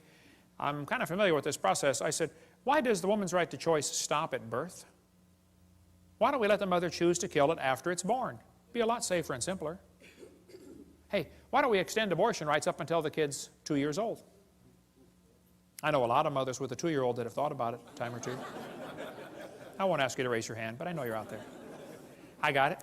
Let's extend abortion rights up until the kid is 18. I bet they behave a lot better. Son, one more time and I'm going to abort you. Hey, teacher, where's Johnny today? Oh, he didn't do his homework yesterday, so his mommy aborted him. Hey, grades would skyrocket, wouldn't they? By the way, Peter Singer is pushing for abortion after the baby's born. He's trying to get legislation passed so you can kill the baby up to 28 days after it's born and still call it an abortion. Have you ever noticed the news media calls them pro-choice and they call guys like me anti-abortion? I'm not. They do that anti-abortion because it's a negative sounding term. Pro-choice is such a positive sounding term. How about let's call me pro-life and call them pro-death? And we both get a positive sounding term. That's why I refuse to take the paper. I just can't stand their liberal slant on everything. We get a call once in a while. Hey, you want to take the Pensacola News Journal? I say, no, ma'am, we don't have a parakeet. That's what I tell them. See, the media will ignore the wishes of the majority, and they're going to push their liberal agenda. We'll cover more on that on Part 5. Well, remember when the kids got shot in Colorado? Right away, they jumped on the gun control issue. You know, if kids keep getting shot in our schools, maybe it's time to consider some other issues like, should we have public schools? Or maybe should we teach them evolution? That's what did the Columbine shooting. Those kids were real strong believers in evolution. They made a videotape before the shooting. One of the boys said, he doesn't deserve the jaw evolution gave him. Look for his jaw, it won't be on his body. They were strong believers in evolution. They did the shooting on Hitler's birthday on purpose. They shot Isaiah Shoals just because he was black. Eric's t-shirt said, natural selection. And then Rosie O'Donnell said, see, we need more gun control. Rosie, Rosie, Rosie. Blaming guns for Columbine is like blaming spoons for Rosie O'Donnell being fat. It's not the spoon's fault. It's not the gun's fault, okay? Maybe certain criminals ought to be publicly executed. Maybe that's time to think that one through one more time. Maybe all law-abiding citizens should be required to carry guns to protect themselves. Suppose every teacher in the public school was required to be armed. Just suppose. How far down the hallway would those kids have gotten? Somebody sent me this button, proudly unarmed. Would you wear this? What does this say to a criminal? Rob me. Isn't that exactly what it says? Of course. The Founding Fathers gave us the Second Amendment so we could keep and bear arms, and it wasn't so we could go duck hunting. The purpose of the Second Amendment was so we could defend ourselves if the government goes bad. Last-ditch defense against an evil government is an armed citizenry. You ever notice a lot of animals that eat grass have horns? Did you know you don't need horns to eat grass? The purpose of the horns is to explain to the lion, stay off my back. I just want to eat the grass, leave me alone. And I think everybody ought to be armed, not so we can hurt anybody, but just so we can explain to people, leave me alone. Don't take my stuff. Don't break into my house. Don't steal my car. Don't come hurt my family. Okay? Thank you. Now, I probably waited too long. I didn't start my kids shooting until they were about 3. I probably should have started about 2, you know. Okay. Here's the logic they use to justify abortion. They're going to say, well, it's not human. Oh, brother. You're either dumb or you're lying. It's human at conception, okay? They're going to say, well, it's not viable. It can't live on its own. You're not viable yourself stark naked on the North Pole, you know. Can't live on its own. I know kids that are 25 that still come borrow money from Dad. Hey, Dad, can I borrow some money? You ought to be able to live on your own by now, son. They're going to say the child may be unwanted. There's kids that are already born that are unwanted. My parents moved 4 times when I was growing up, but I found them every time. By the way, there's probably 5 people in this room that have had an abortion. Now you listen carefully. God loves you. He can forgive you. It's not the unpardonable sin. God can use you in a powerful way. But don't you go through life justifying it. Don't say it was okay. No, it wasn't okay. It was murder. So confess it, forsake it, get right with God, and go serve God with your life, okay? Amen. Half the Bible is written by murderers, okay? You're in good company. They're going to say, well, the child may be unwanted. Well, a lot of people are unwanted. Year after year, the number of people waiting to adopt is about equal to the number of abortions. The babies are not unwanted, okay? They're going to say, well, the child may be a financial burden. Show me a kid that's not. Anybody got a kid that's not a financial burden? They're going to say it may be from rape or incest. Well, then you kill the rapist, not the baby. Execute the rapist and adopt out the baby. It's not that complicated. Hey, did you know it's illegal to shoot deer at night with spotlights in just about every state? Is it illegal in Tennessee to shoot deer at night with spotlights? You got to give them a sporting chance, right? Let's give the baby a sporting chance. Pass a law in Tennessee that says if a lady goes to have an abortion, the nurse will have a jar of marbles, and we're going to have a lottery, okay? 1 marble for baby, 1 for mother, and 1 for father. And 1 for doctor. And 1 for governor. And let's put several in there for the past president. And let's really have a choice. Now, if he's not alive, why is he growing? If he's not a human being, what kind of being is he anyway, huh? She says, honk if you're pro-choice. It's easy for her to be pro-choice. She's already been born. I don't know if you ever thought about this, but did you know everybody that ever voted for abortion has already been born? Think that one through. They say, well, abortion's legal. Well, that doesn't make it right. 1936, the German Supreme Court declared Jews in Germany are not persons. That opened the way to allow Hitler to kill the Jews. 6 million, at least, Jews were killed. I read lots of books about Hitler. I've been to Germany a couple times. Hitler said, I have the right to exterminate an inferior race that breed like the vermin. Hitler thought the Jews were an inferior species. He said the Germans are the superior race that deserve to rule the world. Hitler was killing the Jews to make more living space for the Germans.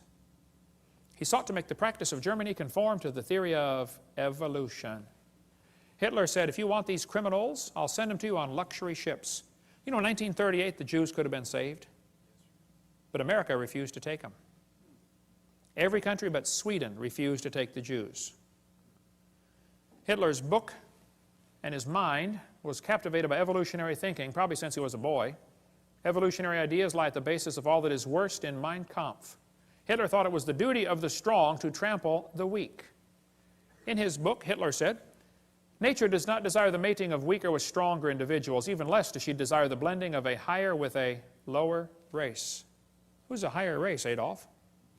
He kept talking about the mingling of Aryan blood all through his book. He talked about Aryan races, lower peoples. Well, I found Hitler's hit list.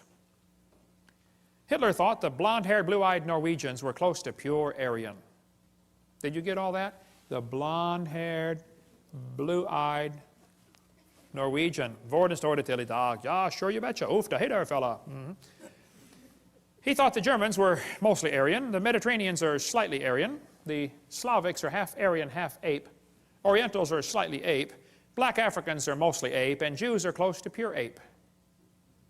Hitler killed the Jews to speed up the evolution process. Let's eliminate the inferiors. Anybody know where the Olympics were held in 1936?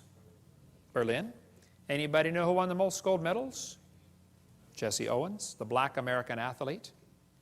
Hitler was so angry, he said, it's not fair to make my men race against this animal.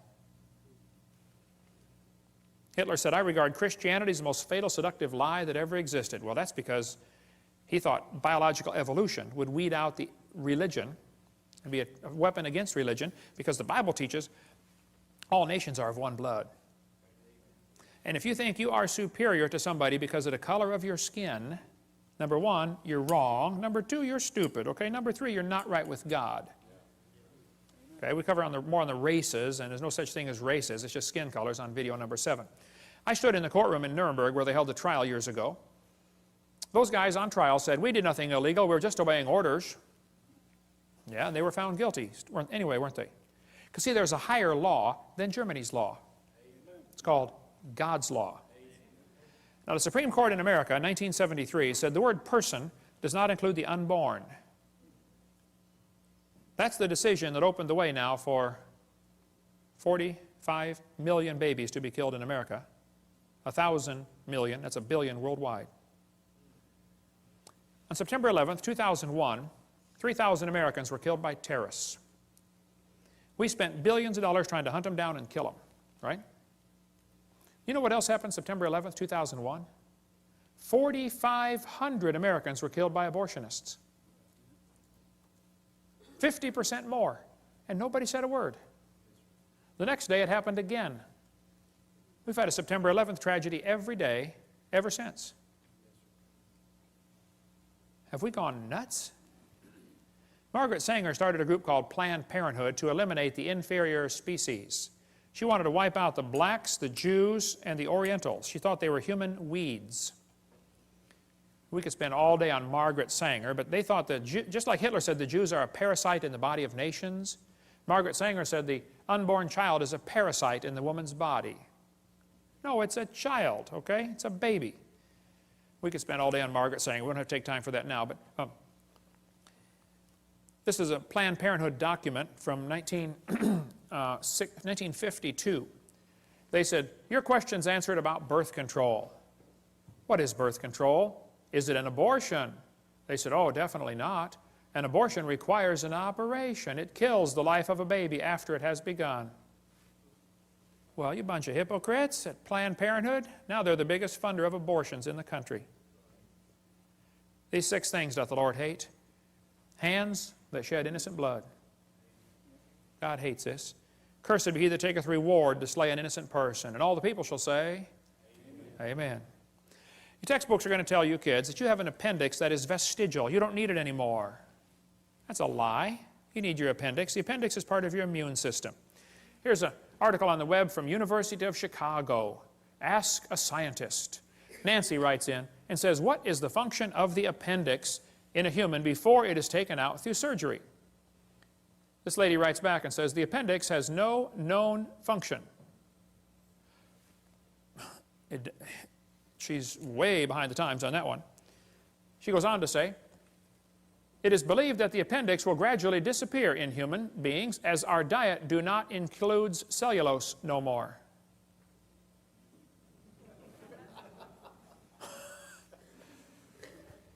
Our diet do not include cellulose no more.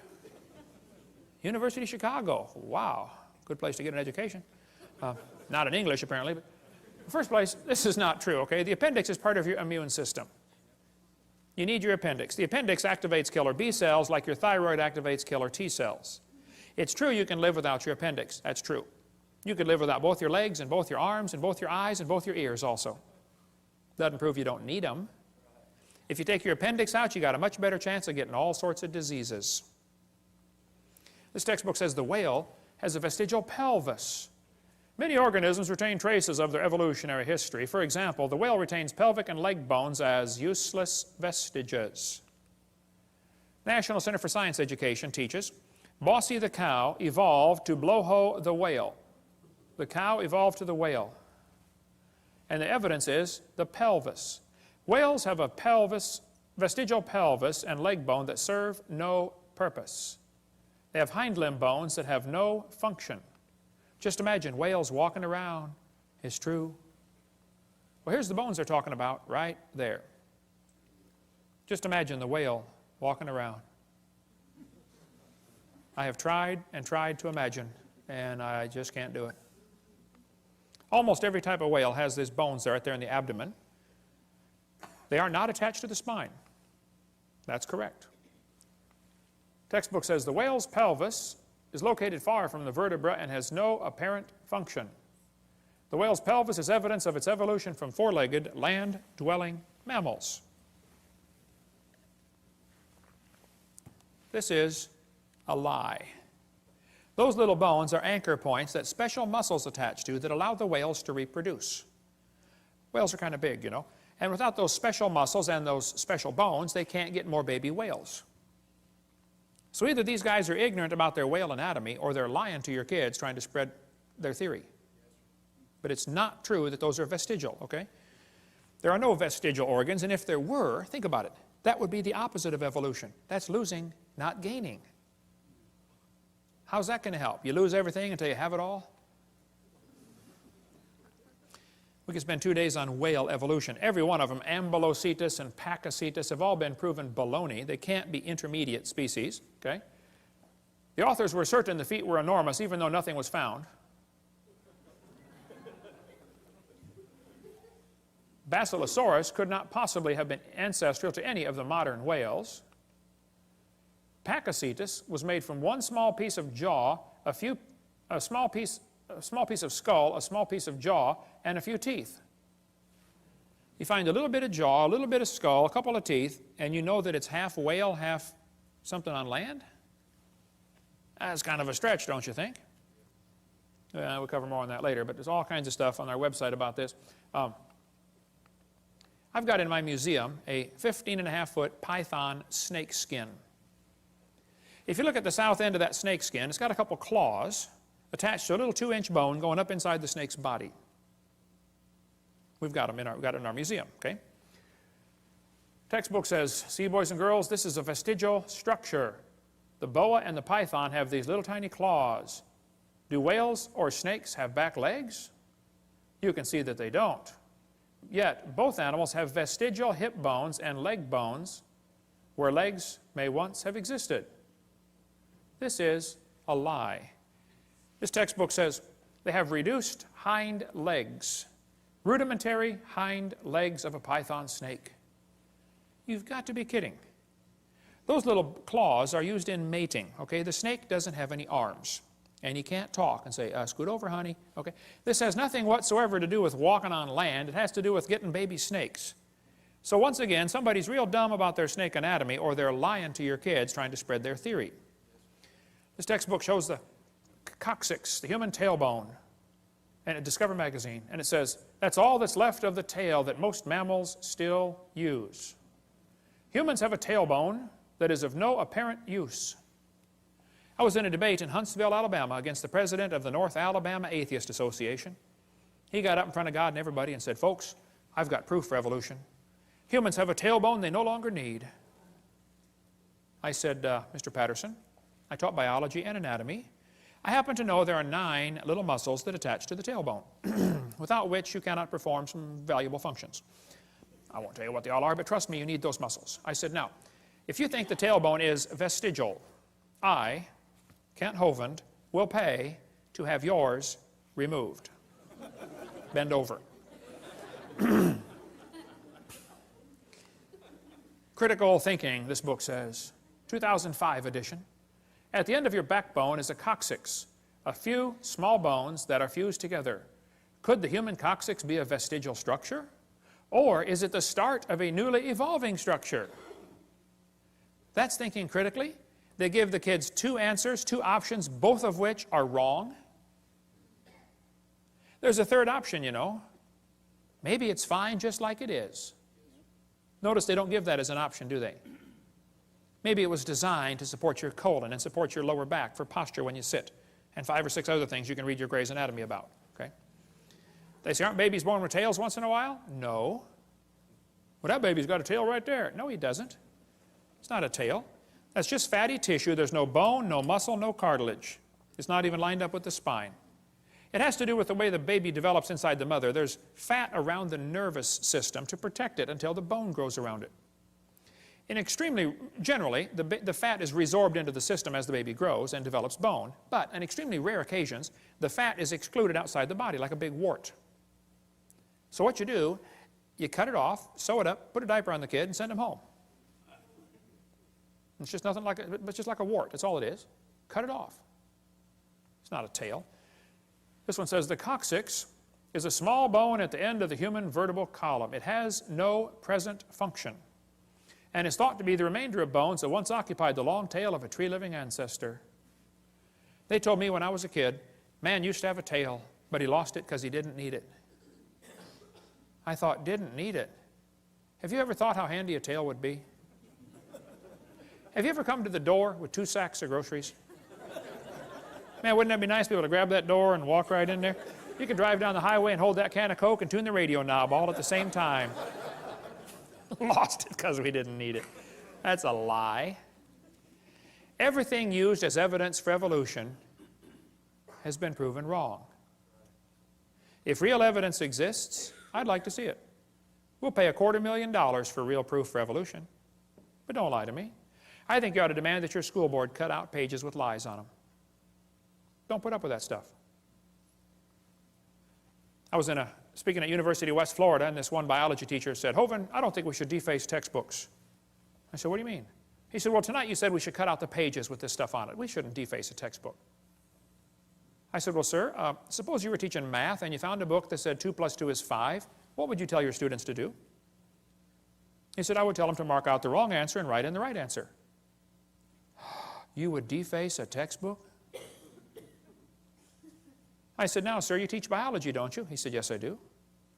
I said, "Well, suppose you found one of your textbooks that taught the embryo has gill slits or the snake has a vestigial pelvis or, all this stuff I covered tonight. Are you going to tell your kids to tear that page out?" He said, "Oh, no.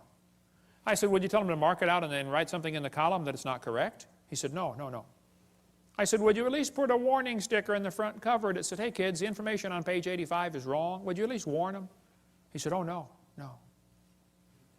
I said, "You would correct a math book, but you won't correct a biology book." I said, "You, sir, are a hypocrite. And the folks in this county need to help you get a different job picking peaches or changing tires. But you got no business taking our tax dollars to lie to these kids coming through your class. We're paying for this school. Why don't you be respectful and resign or quit lying to the kids?" He said, "Hovind, you don't have much tact." Oh, I made full contact with that guy, that's for sure. Okay. Evolution is unproved and unprovable. We believe it because the only alternative is special creation. They just don't want to believe this. They don't want to believe in creation. And they're willing to believe a lie rather than believe the truth, just so they can support their wicked lifestyle. Psalm 94 says, "He that formed the eye, shall he not see?" God formed the eye. Eyeballs are incredibly complicated. Charles Darwin said, "To suppose that the eye could have been formed by natural selection seems, I freely confess, absurd." But then he goes on for 3 or 4 pages and says how he thinks it happened anyway. Your eyeball's amazing. You know, at the back of your eye, there are 137 million light-sensitive cells in 1 square inch, called your retina, all of them wired straight to the brain. How would you like to hook up 137 million electrical connections in 1 square inch? My Heavenly Father did. He's pretty smart, isn't he? Now, I debated one atheist one time, and he said, "Hovind, the eye is an example for evolution because it's poorly designed." I said, "What on earth are you talking about?" He said, "Well, the light comes into your eye, and then it goes through blood vessels in front of the retina." He said, "That's wired backwards." He said, "The octopus has a much better eye because their blood vessels are behind the retina." I said, "Sir, let me just explain something to you, okay?" I said, "We live in the air." Now, air is a pretty poor insulator for UV light. So your body is designed with the blood vessels in front of the retina. That's your body's last defense against ultraviolet light. Now, octopus live in the water, okay? Water blocks UV light, so they don't need their blood vessels in front. See, we're designed for living in air, and they're designed for living in water. Now, if you want to swap eyes with an octopus, you just go ahead, sir, but you're going to be blind in a few days, okay? Because they don't have the blood vessels in front to block the UV light. What a dumb evidence for evolution. What they're trying to say is, well, God wouldn't do it this way, so it must have evolved. Well, that's a silly argument for evolution. Maybe you just don't understand why it was designed that way. I think man's understanding of the human body is about like putting a 5-year-old kid under the hood of your car and saying, "Hey, kid, take out whatever this thing doesn't need." You don't know what any of it does. You can take it all out, right? You know, your eyeball's amazing. It would take a minimum of 100 years of Cray computer time to simulate what takes place in your eye many times every second. Eyeballs are amazing. But this textbook says, the complex structure of the human eye may be the product of millions of years of evolution. Why doesn't God get the glory for what He did? This textbook shows the kids a bird eye and a reptile eye, and it says right up here, boys and girls, you can better understand how the eye might have evolved if you picture a series of changes. You have to imagine how it happened. Just imagine the eye changing. That's not science, imagining how it happened. Where's the evidence? See, evolution only takes place in the imagination. Never takes place in reality. They're lying to you, okay? He that formed the eye, shall he not see? Science deals with things we can observe and study and test. You don't observe anything about evolution. If you have something that's designed like an eyeball, it demands a designer. If painting is proof there was a painter, even if you never see the guy. A building is proof there was a builder, and a watch is proof there was a watchmaker, and design, the creation, is proof there was a creator. See, design simply demands a designer, period. Invisible things of Him from the creation of the world are clearly seen. They are without excuse, the Bible says. There's no excuse. The psalmist said, when I consider the heavens. You know, God knows that the study of science will draw us to Him. Satan knows that too. So Satan has worked really hard in the field of science to make sure it pushes kids away from God. And we need some good godly science teachers to get involved in the school system and turn this thing around, okay? And by the way, we can prove the existence of God by the impossibility of the contrary. It's impossible that there not be a designer. It's just not possible. There had to be a designer, okay? I like to show evolutionists this picture. I say, guys, here we have, as far as I know, the world's largest rock group. You know of a bigger one? I'd like to see it, okay? I'll say, do you think there's any way George Washington's face could have appeared on this rock by chance? I say, no, it was designed by a guy named Borglum. It took him a long time to build it. Okay, very good.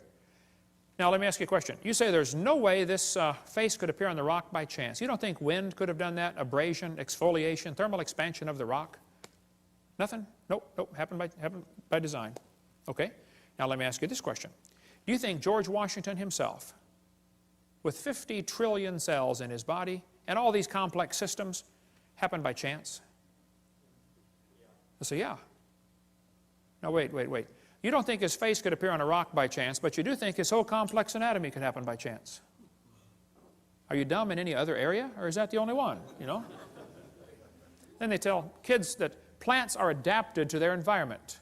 Adapted? Yes, boys and girls, gills are an adaptation to living in water. Oh, well, how did they live before they adapted the gills? Well, you see, Mr. Hovind, for millions of years, they all died. None of them lived until they adapted the gills. Oh, I see. Why don't they say it's a design feature? See, they avoid using the word designed because then some kid's going to say, who's the designer? Adaptations for living on land. Legs.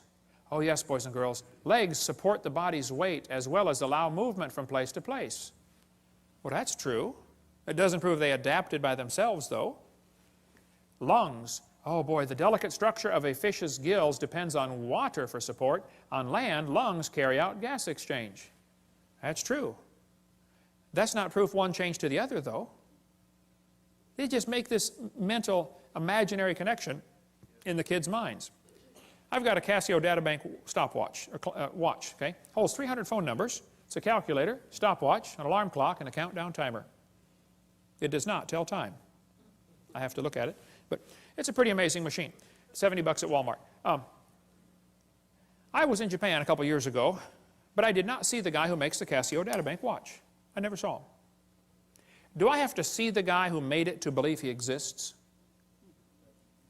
Is it logical for me to stand here in Tennessee and say, I believe there's a watch designer in Japan that made this thing? Is that logical? Even if I never see him? Sure. Would it be illogical for me to say, I've never seen him, so I don't believe he exists? That would be totally dumb, wouldn't it? And you don't have to see the Creator to believe he exists, okay? Evolutionists argue against design using arguments they designed. Think about that one. Here's a great book talking about the complexity of living things at a micro scale. We sell the book at our website. Michael Behe wrote this on Darwin's Black Box. He spends a whole chapter describing the hair on a bacteria. That hair is so complicated, it's attached to a little tiny motor. The motor is so tiny that 8 million of them would fit in the cross-section of a human hair, but the motor turns 100,000 RPM. Let's see you build a motor like that. Pretty amazing. And as things get smaller, the world they live in feels more sticky to them. The viscosity of the fluid seems greater.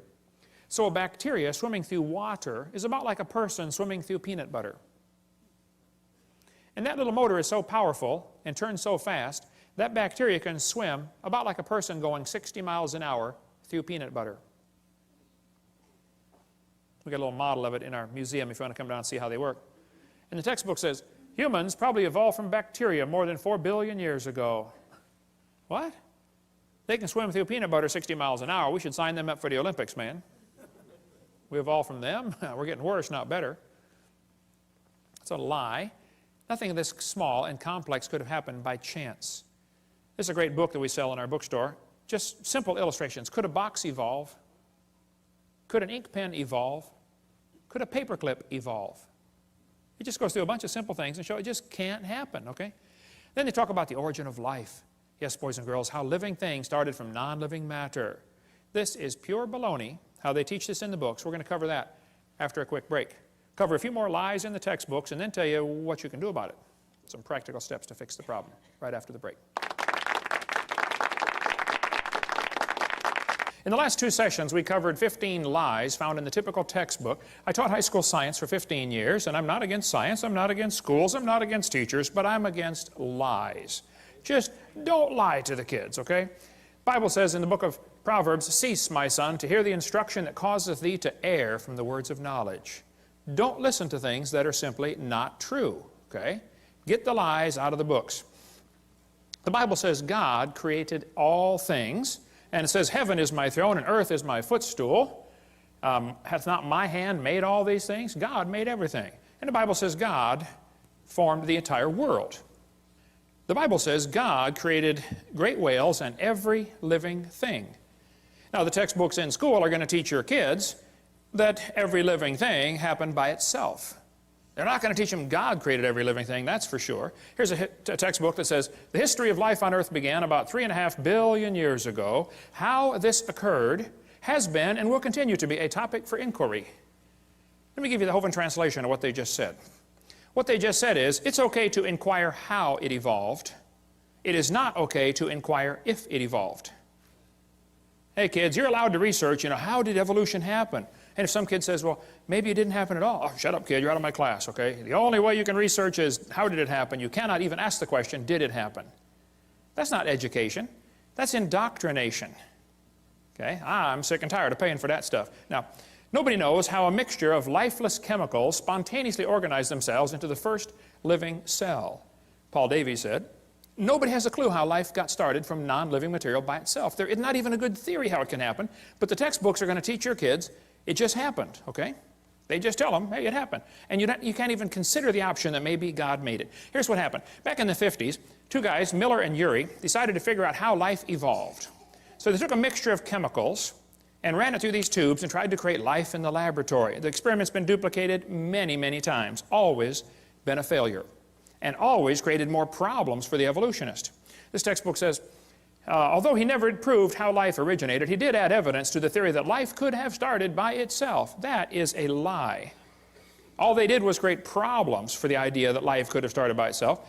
This one says, swirling in the waters of the oceans is a bubbling broth of complex chemicals. Progress from a complex chemical soup to a living organism is very slow. Oh, it sure is. It don't even happen. That's how slow it is. There are several different articles that say life came from clay. Yep, got some clay together and poof, came alive on the bottom of the ocean. They did not address the origin of life in Darwin's book, and it's never been figured out since how life could have started. What he did is he took these 4 chemicals and put them in these glass tubes, made them circulate around, and tried to create life in the laboratory. This textbook says, many important events occurred during the Archean era, the most important of which was the evolution of life. Progress from complex molecules to the simplest living organism was a very long process. I guess so. If you give it billions of years, somehow it looks more reasonable, This one says, the first living cells emerged between 4 billion and 3.8 billion years ago. There is no record of the event. But you better believe it, and you're going to be tested on it. The first self-replicating systems must have emerged in this organic soup. So great-great-great-great-grandpa was soup. This is one of the lies in the textbooks you kids have to face. Nobody has a clue how life could have gotten started by non-living chemicals. Even Haeckel confessed, he's the guy we talked about in the last session, that made up the idea that the embryo has gill slits, you know, so they could justify abortion. Haeckel said, he claimed that spontaneous generation must be true, not because it had been proven in the laboratory, but because otherwise it would be necessary to believe in a creator. Well, Ernst, I'm sorry, bud, that's just the way it goes. Okay, there's a creator, whether you like it or not, okay? So have they really produced life in the laboratory? Oh, they haven't even come close. Here's what they did. They took 4 gases. They took methane, ammonia, water vapor, and hydrogen, ran them through these tubes, ran it through a spark chamber supposed to simulate lightning. And say, we're going to put them together and make life in the laboratory. At the bottom of the flask, they got this red goo, and they kept draining the goo off, because if it went through the spark again, it would destroy it. So they had to make the goo and then save it from the next spark, okay? They said in the textbook here it was rich in amino acids, this red goo was. Well, that's simply a lie, okay? They didn't come close to making life. The problem is they had a reducing atmosphere. In other words, he excluded oxygen. You can look at his 4 gases. There's no oxygen there. He knew if he had oxygen in there, it would oxidize whatever chemicals tried to combine. You know, you cut a banana open and lay it on the table, it turns brown, it oxidizes. You don't paint your car, and it oxidizes, it rusts.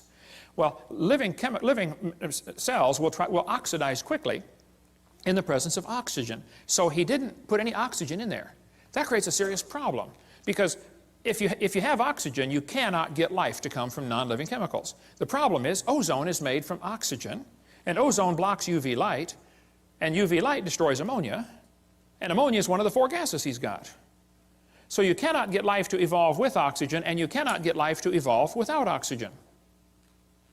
Because if you don't have oxygen, you don't have ozone, and now your ammonia gets destroyed. It's just not going to work either way. And the Earth has always had oxygen, even more than today. This guy said, what evidence is there for a primitive methane, ammonia atmosphere on Earth? The answer is there is no evidence for it, but much against it. We find in general no evidence in the sedimentary distribution of carbon, sulfur, uranium, etc., of an oxygen-free atmosphere ever existed on the Earth. If somebody tells you the early Earth had a reducing atmosphere, you tell them Kent Hovind said they're confused or they're deliberately lying, because it's not true. The Earth has always had oxygen. This article said, it's suggested from the earliest dated rocks at 3.7 billion years ago, Earth had an oxygenic atmosphere. They've always known the Earth had oxygen, even more than we have today. We covered that on seminar part 2, how the early Earth probably had even more oxygen, made them live longer. This textbook says, there was no oxygen on the Earth, which is a lie, and then it says the rocks absorbed it. Hello? How can they absorb it if it wasn't there? Well, think about it. Second problem they had with the Miller experiment, they filtered out the product. That is not realistic for nature, okay? They saved the goo from getting sparked the second time because it would have destroyed it. What he actually made in this experiment was 85% tar, 13% carboxylic acid. Now, both of those are poisonous to life. If you make a mixture that's 98% poisonous to the other 2%, I don't think it's logical to say you've succeeded in creating anything that's going to help make life, okay? The problems are he made mostly only 2 amino acids. There are 20 different ones required to make life. 20 different amino acids. Now, these amino acids are kind of like letters of the alphabet, okay? You have to have 26 letters in the English alphabet to make all the words that we have. Well, you have to have 20 different amino acids to make all the proteins that your body has. With those 20 different amino acids, your body can build a bazillion different kinds of proteins, kind of like you can make a lot of different words with the same 26 letters, okay? What he actually made was a couple of letters, like 2 of the letters of the alphabet, by combining these gases. This creates a real problem since half of them were left-handed and half of them were right-handed. What he actually made was amino acids, only 2 of them, and half of them were backwards. I mean, if I drop letters of the alphabet, there's a 50-50 chance some of them are going to land upside down. They don't do any good. You have to have them all facing the right way. The smallest proteins we know of have about 70 to 100 amino acids, all of them facing the right way. This greatly compounds the problem, okay? DNA and RNA are all right-handed, all other proteins are left-handed. It's a very puzzling fact. All proteins that have been investigated from animals, plants, and higher organisms, and from simple organisms, bacteria, molds, even viruses, are made of left-handed amino acids. They're all that way. So he's really got a problem since half of his letters were backwards. And there are hundreds of amino acids required to combine in just the right way to make a protein, and they unbond in water faster than they bond. And they claim this all happened in the oceans. Well, the oceans are completely full of water, all the way to the bottom. And Brownian motion is going to drive them apart. It's not going to put them together. One of the lies in the textbooks is that they made life in the laboratory. They have all they've done, every experiment has made the problem worse for the evolutionist, okay? These spontaneous generations do not occur spontaneously in water. Life is not going to get started in this way. There's a whole lot more in the book, Icons of Evolution, if you want a lot more on the subject to go down deep. But they got this weird idea in their head that all they have to do is get all the right chemicals together and then add energy, and it'll make life. Okay, well, let's do an experiment. Let's put a frog in a blender and turn it on. In a matter of moments, you will have frog nog. And you will have all of the chemicals required to make a frog in one blender, right? Then we're going to add energy. You can turn it on puree for 30 minutes. You can nuke it, microwave it, zap it with jumper cables. I don't care what you do. Drop a hand grenade in there. Add all the energy you want, okay? How long will it take to reassemble the frog? It'll never happen. See, just getting the chemicals together isn't the problem. You go to the mortuary, you got a dead body laying there, you got all the chemicals required for life right there in one spot. Bring it back to life. Life is something different. I don't think science has ever defined that clearly, but they talk about how we all came from this early life form. Once this first life form got started, this single cell, then it evolved into everything else. Like this textbook shows the kids that a bacteria slowly evolved to a human. These trees of life are absolute propaganda. There is no evidence for any of these, okay? Even Mary Leakey said, those trees of life with the branches of our ancestors, that's a lot of nonsense, okay? Stephen Gould said the evolutionary trees that adorn our textbooks are not the evidence of fossils, that's for sure. There is no evidence that any animal is related to any other kind of animal. But this textbook says, all the many forms of life on Earth today are descended from a common ancestor found in a population of primitive unicellular organisms. There's no such thing as a primitive unicellular organism. If it's alive, it's complicated. We'll cover more on that in a minute. And then it says, no traces of those events remain. What they do is they tell the kids, okay kids, the mammals, the birds, and the crocodiles have a common ancestor. They draw these trees in the books, and they look so pretty, and the kid goes, wow, they've got proof. I saw it in my book. No, they've got a picture in your book, okay? Everything inside that circle is pure religious speculation. They think it happened, they hope it happened, but there is zero evidence for anything inside that circle. It's one of the lies you're going to have to face in your textbook. The Bible says if you offend one of these little ones, you'd be better off with a millstone about your neck. Go swimming. These folks teaching evolution are in serious trouble when they stand before God. Then they tell them we come from a simple, primitive, unicellular organism. Look, just because it's smaller doesn't mean it's simpler. A paramecium is more complicated than a space shuttle, and you can put thousands of those into one drop of water.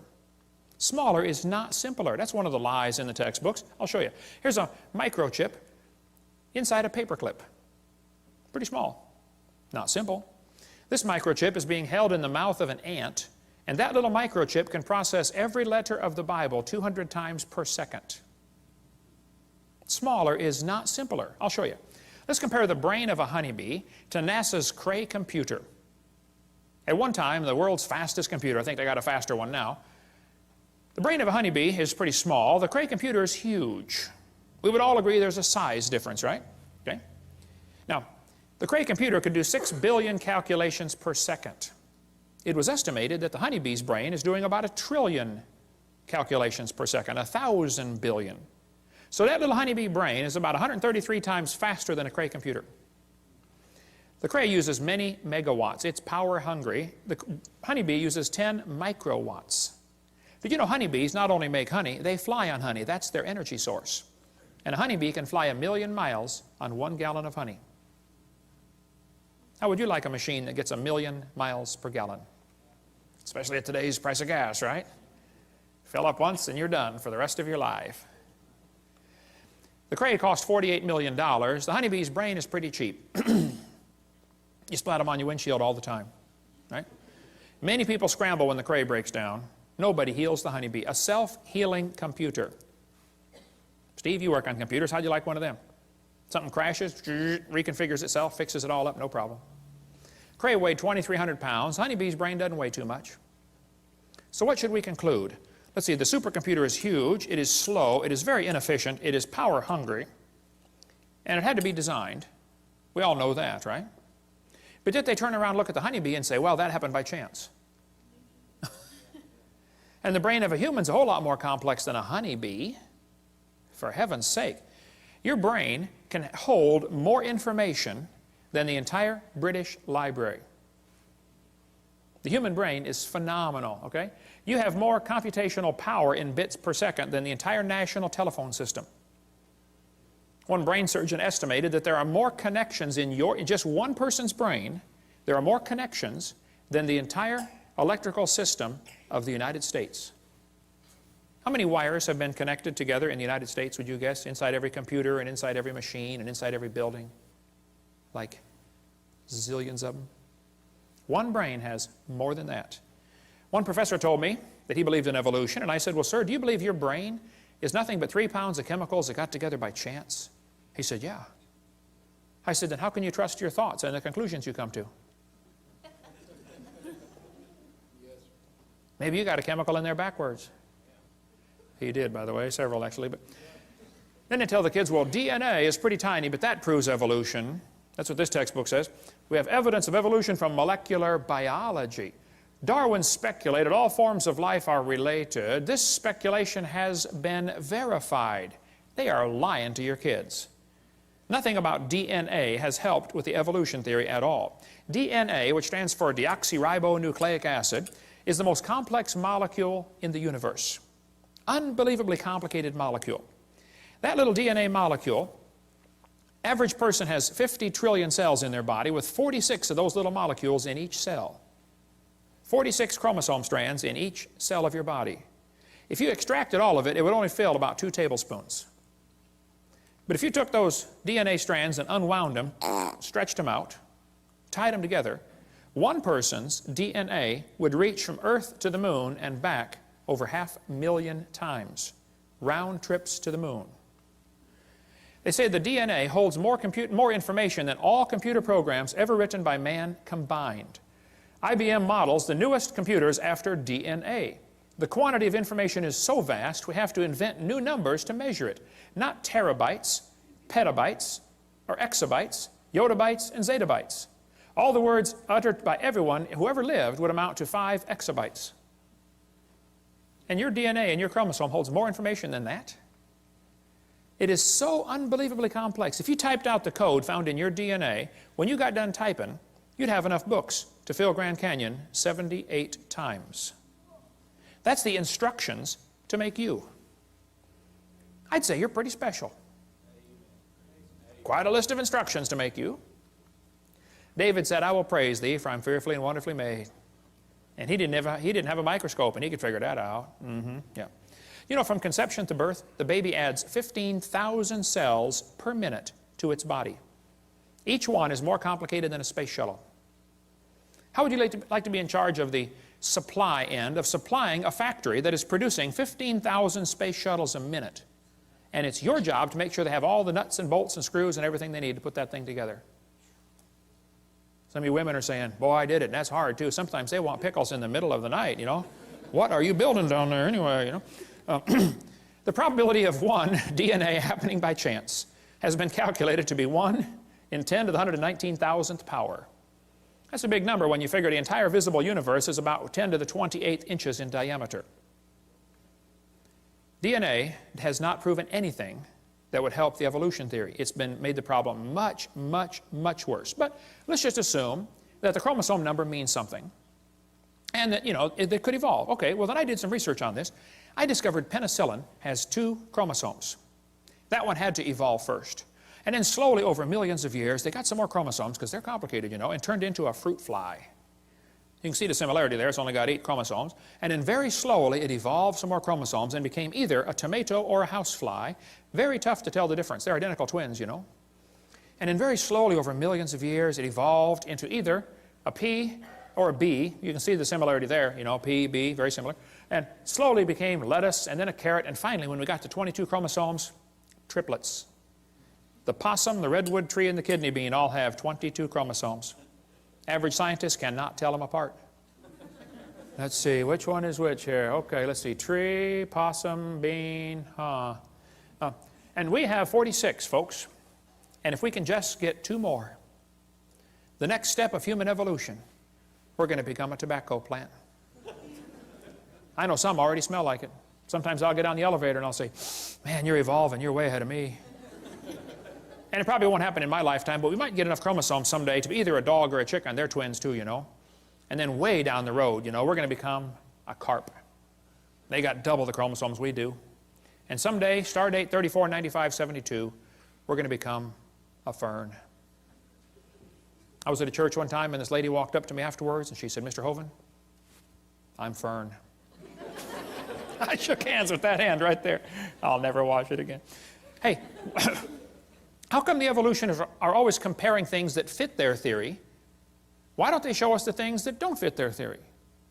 Like, let's just say we're going to examine how things evolved based upon how long they lived. Well, we could arrange animals by how long they live, and we'll find out the hamster evolved first, slowly turned into a cat, and then a canary, and then a dog, and then a chimpanzee, and an alligator, elephant, horse, turtle, and human. We made it, folks. We made it. Let's arrange the animals based on how long they're pregnant, their gestation period. Well, in that case, the possum, only 13 days. How'd you like that, ladies? Only be pregnant for 13 days. Not bad, huh? Yeah, I'd have a bunch of kids in. Slowly evolved into a hamster, then a rat, then a rabbit, kangaroo, on down the list, and the elephant. 640 days. They are the winner. The most evolved creature on earth. Or maybe, you can see here the cat and the dog are identical twins, you know. Maybe we should arrange them based on how much they weigh in their adult form. Well, the shrew only weighs 4 grams. Slowly it became a mouse. And very slowly, over billions of years, became a whale. The whale's the most evolved now. Why don't they show us these charts, huh?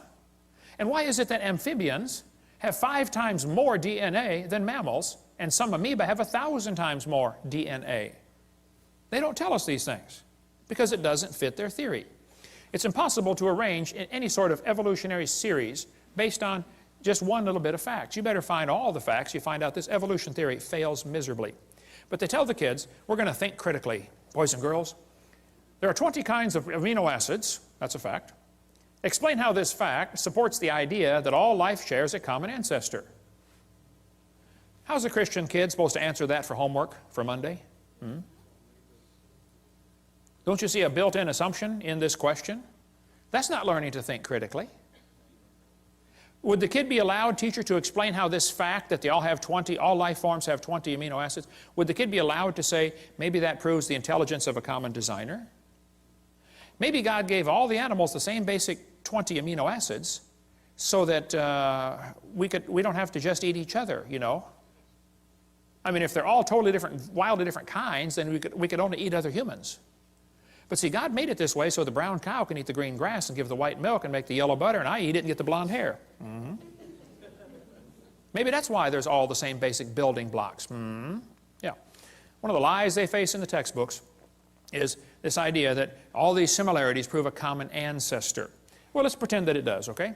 This textbook says humans and orangutans are 96% similar, proving a common ancestor 15 million years ago. I don't think so. Humans and chimps have thousands of differences. Thousands of differences. Overall, this guy says the genetic difference is only 1.6%. Oh, that's what they used to think, but that's a lie. Barney Maddox was the leading genome researcher on this project. He said the genetic difference between human and chimpanzee is at least 1.6%. It doesn't sound like much, but calculated out, that's a gap of 48 million nucleotides. And a change of only 3 nucleotides is fatal to an animal. He said it's not going to happen. That's when they thought the difference was 1.6%. It's still too big of a gap. Now then, later they found out, oh, actually it's a 95% similarity, which is 5% difference. And just recently they said, oh no, wow, look at this, it's 7.7% difference. The more we study about this, the worse the problem gets for the evolutionist. Actually, it's becoming worse by the day. This result is based on only 1 million DNA bases out of 3 billion. They've only analyzed 1/3000th of the human DNA code. A very small percent has actually been analyzed. French and American scientists have mapped chromosome 14, the longest sequence to date, and the site of more than 60 disease genes. The feat enlisted nearly 100 researchers and marks the 4th of the 24 human chromosomes mapped so far. If somebody tells you they have mapped the entire human genome, you tell them Kent Hovind said they're mistaken or they're lying. Okay? They've only mapped a small percentage. Okay? Then it says, the French National Sequencing Center said the chromosome is comprised of more than 87 million pairs of DNA, all of which have been sequenced, so the chromosome's map includes no gaps. This is the longest piece of contiguous DNA sequenced. 87 million pairs, a fraction of the total 3 billion pairs found in the human genome. They still don't know how much there's in there, and it's already 7.7% difference. This researcher said, human genome is littered with up to 20,000 pseudogenes. That proves evolution. I get this in debates all the time. They'll say, what about the pseudogenes? I said, there's no such thing. They say, well, yeah, there are thousands of pseudo, which means a false gene. It doesn't do anything. Oh, no. Those pseudogenes serve several purposes. Number one, they serve as decoys to draw poisons away from the real ones. Number two, they serve as backup mechanism. It's like your computer has an automatic backup. You know, if a piece of the memory gets destroyed, another one of those pseudogenes jumps right in, takes over. No, there's not. They took out some of the pseudogenes to see what would happen. They said, well, the mouse doesn't need these things. Let's take them out. And there's how they turned out. They were deformed terribly. No such thing as a pseudogene. The pseudogene may function as a decoy to lure away destructive enzymes. Discover Magazine of '03. We could spend all day on DNA sequencing, but you know, it could be. We have similar DNA to other animals because we have the same designer. You know, similar bridges would have similar blueprints, wouldn't they? Similar cars would have similar instructions on how to build them, how to make them. Man has a pretty good understanding of how cars work. My daddy started us boys off working on cars when we were, 7 years old. I've had 128 cars, I believe. I've rebuilt the motors, the transmissions, the wobbleator shafts, the differentials, the high-speed Canuten valves, and the muffler bearings. I have a pretty good understanding of how cars work. But understanding the operation of a car does not explain the origin of the car. Big difference. See? Let's suppose your son turns 16. All of my kids did a few years ago. Your son comes up and says, hey, Dad, I got my license. Let me see that thing, son. Let me see your license. Come on. Wow, son, that's a lousy picture. It is a good likeness, though. He says, hey, Dad, can I drive the car? Well, son, your mom and I knew this day was coming. The car is a very complicated machine. Did you know there are 3,000 bolts required to hold a car together, and one nut can scatter it all over the highway? We don't think you're ready for the whole car, son. We're going to let you slowly evolve into the car. This year, we're going to give you 10%. Next year, maybe just a little more. Hey, what good is 10% of a car? That's what you put in a junkyard. How many things have to be right on a car to make it work? Like thousands of things? How many things would have to be wrong to make it stop working? Any one of the many thousands of things. Like not having the keys, not having any gas in it, Take the distributor cap off and run a pencil around the inside and put it back on. Boy, they'll never find that one. Take the spark plug wire off, put a doorbell wire in there, shove it back down, feed the doorbell wire through the firewall, and weave it through the fabric of the front seat. Do that when they're going on their honeymoon, get in the car. Wow, let's go, honey. Bam! Ooh. Whoa, what was that? Okay. There's 1,000 things that make your car quit running. Probably 10,000 ways to stop a car from running. Shove a potato in the exhaust pipe, watch what happens. I don't want to give you any more ideas, okay? But there are thousands of differences between humans and chimpanzees. But if you think a percentage of similarity proves a relationship, let me show you the research I've been doing. I discovered clouds are 100% water. Watermelons are 97%. It's only 3% difference. That proves they're related. Jellyfish are 98%. Missing link. And so are snow cones. Yeah, there we go. We got the proof, okay? Then they tell them fossils prove evolution. I say, guys, you got to be kidding. This textbook says, evidence of evolution from the fossil record. Oh, no, don't give me that. That's a lie. There is no fossil record. There's a bunch of bones in the dirt. It's not a record, okay? You're putting your interpretation on those bones they're digging out of the dirt. There is no fossil record. This textbook says evolution is a fact. The fossil record provides some of the strongest evidence that species evolved over time. This is silly. There is no fossil record. You don't look back into time. You look at a bunch of bones you dug out of the dirt. And you put your interpretation on them, okay? Fossils only exist in the present. They don't exist in the past. I mean, you're digging them up and it's 2005, okay? You can't say, wow, this fossil is 40 million years old. You don't know that. Okay? All we do is put our interpretation on the fossils. But the kids are taught fossils contribute to our understanding of evolution. Kids, keep in mind, dead animals do not reproduce or evolve. Darwin said, if my theory is true, numberless intermediate species ought to have be found in the fossil record. Well, I'm sorry. This guy said, since Darwin, many of these links have been found. Oh, they are lying to you. No missing links have been found. Even David Ropp, who believes in evolution, says, in the years after Darwin, his advocates hoped to find predictable progressions. In general, these have not been found. Yet the optimism has died hard, and some pure fantasy has crept into textbooks. You're kidding. Fantasy in the textbooks? That's a fancy word for a lie. Okay? And we could spend 2 days on the fossil record. There's no fossil record, and there are gaps all over the place. Every place where there ought to be something, they find nothing. No evidence for how the whale evolved, or how the birds evolved, or how the flowering plants evolved. No evidence whatsoever. If you find a fossil in the dirt, all you know is it died. You couldn't prove it had any kids. And you sure couldn't prove it had different kids. And why would you think a bone in the dirt can do something animals today cannot do? Which is produce something other than their kind. Luther Sunderland wrote to major evolutionists all over and said, hey, where's the evidence for evolution? They wrote back and said, we don't have it, somebody else has it. He wrote to Colin Patterson because Patterson has access to the largest fossil collection in the world. British Museum of Natural History. Nobody's got more fossils than them. Patterson wrote a book about evolution, but he didn't show any missing links. So Sunderland wrote him a letter and said, excuse me, why didn't you show the missing links in your book? I'd like to see a picture of the missing link. Patterson wrote back and said, I fully agree with your comments on the lack of evolutionary transitions in my book. If I knew of any, fossil or living, I would certainly have included them. I will lay it on the line. There is not one such fossil. There are no missing links. The whole chain is missing. It's not a link they're looking for, folks. Even Stephen Gould said the absence of fossil evidence is a nagging problem for evolution. Yeah, it sure is.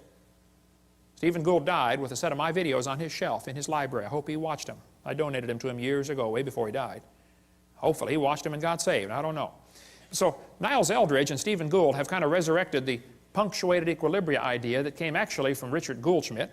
Goldschmidt said, the first bird hatched from a reptilian egg. They got so frustrated looking for missing links, they couldn't find any. They said, well, this just proves evolution happened quickly. Oh, I see, yeah.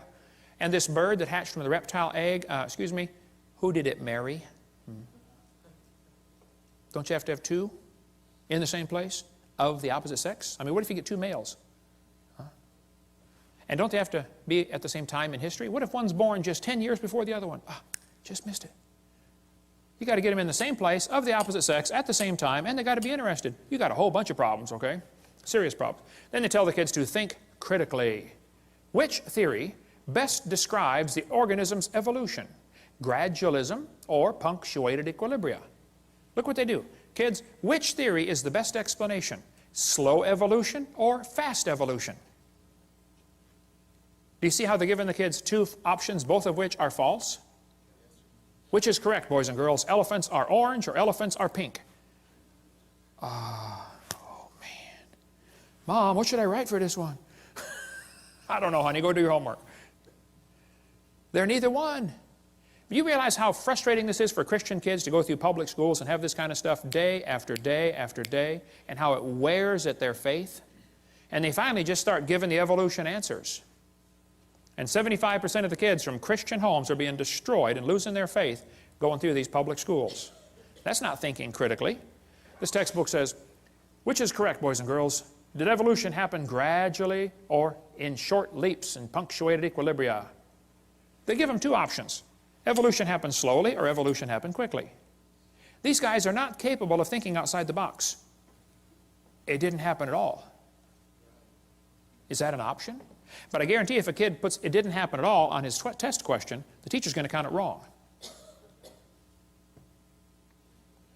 I debated Dr. Pigliucci from Knoxville, Tennessee, UT Knoxville. I said, Dr. Pigliucci, you've studied and taught evolution of plants for 10 years. You've received $650,000 in grant money to study the evolution of plants. What's the best evidence you know of for evolution? That was my question. His answer was, the evolution of whales. I said, just exactly what kind of plant is a whale anyway? Yeah. He said, the hippo is evidence for evolution because it's in the process of adapting to an aquatic way of life. Hippo is proof for evolution because it likes to go in the water. Wow, I like to go in the water too. What's that mean? Evolution's a shell game. Everybody thinks that somebody else has the evidence. The biologist says, oh, we don't have it. The geologist has it. The geologist says, oh, we don't have it. The anthropologist has it. It's a shell game with one major difference.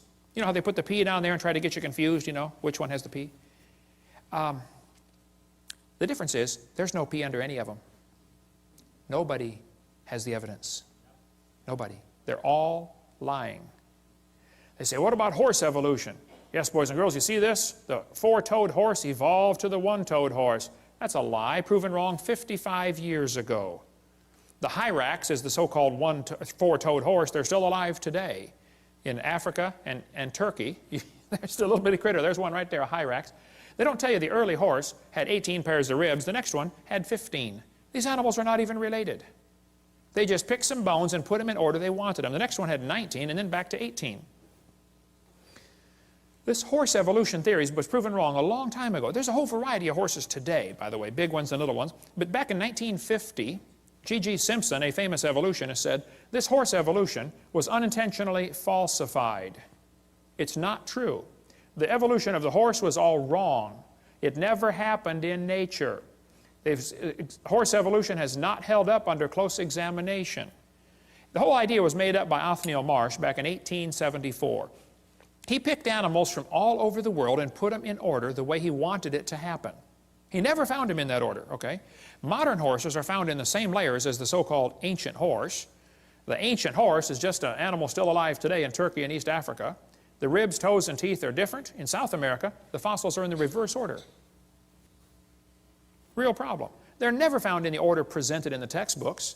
Tulsa Zoo finally took out their display because a friend of mine wrote him a letter and said, hey, why do you have the horse evolution on display? I've got the letters here somewhere. Did you get those out, Steve? They're in the suitcase? Okay. You can come read those later. He wrote him a letter and said, guys, your horse evolution thing was proven wrong like 50 years ago. You know, would you please remove the display? And they said, we don't have the funding to remove it. So he went to a sign shop and got a bid for a sign, $60 or something, that says, we'll take this, the sign would say, we will take down this display as soon as we receive the funding, because the display is not accurate.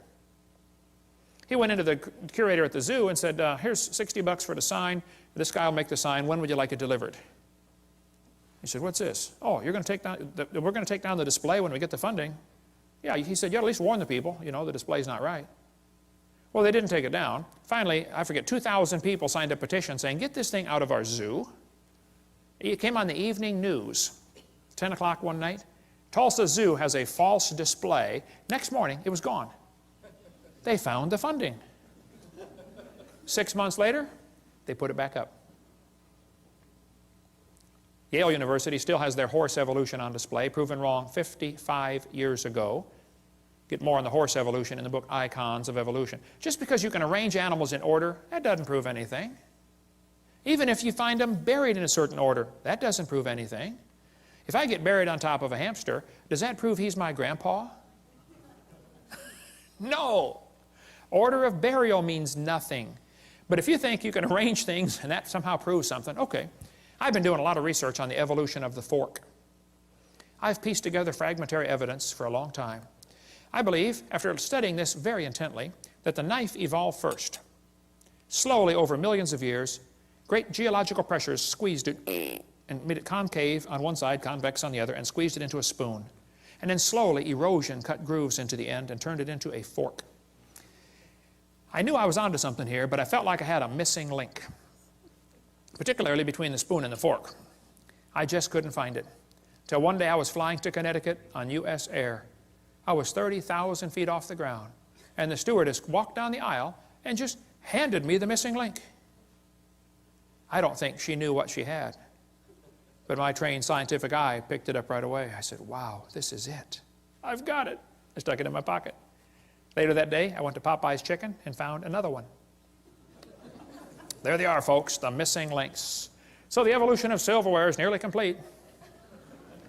Of course, we got a few mutants along the way. Didn't quite survive for some reason, you know. And of course, people found out I was doing research on this. They all wanted to be famous, you know. So they tried to get in on the glory. They sent me their research. This one was an obvious fork head on a spoon handle. I mean, look.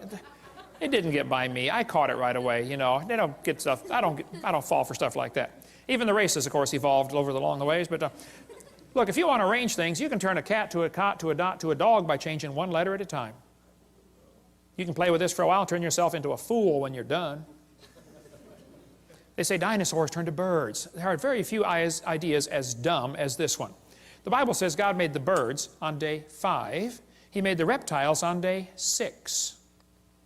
Evolution says reptiles came first and then the birds. You know, everything about evolution is backwards to the Bible, everything.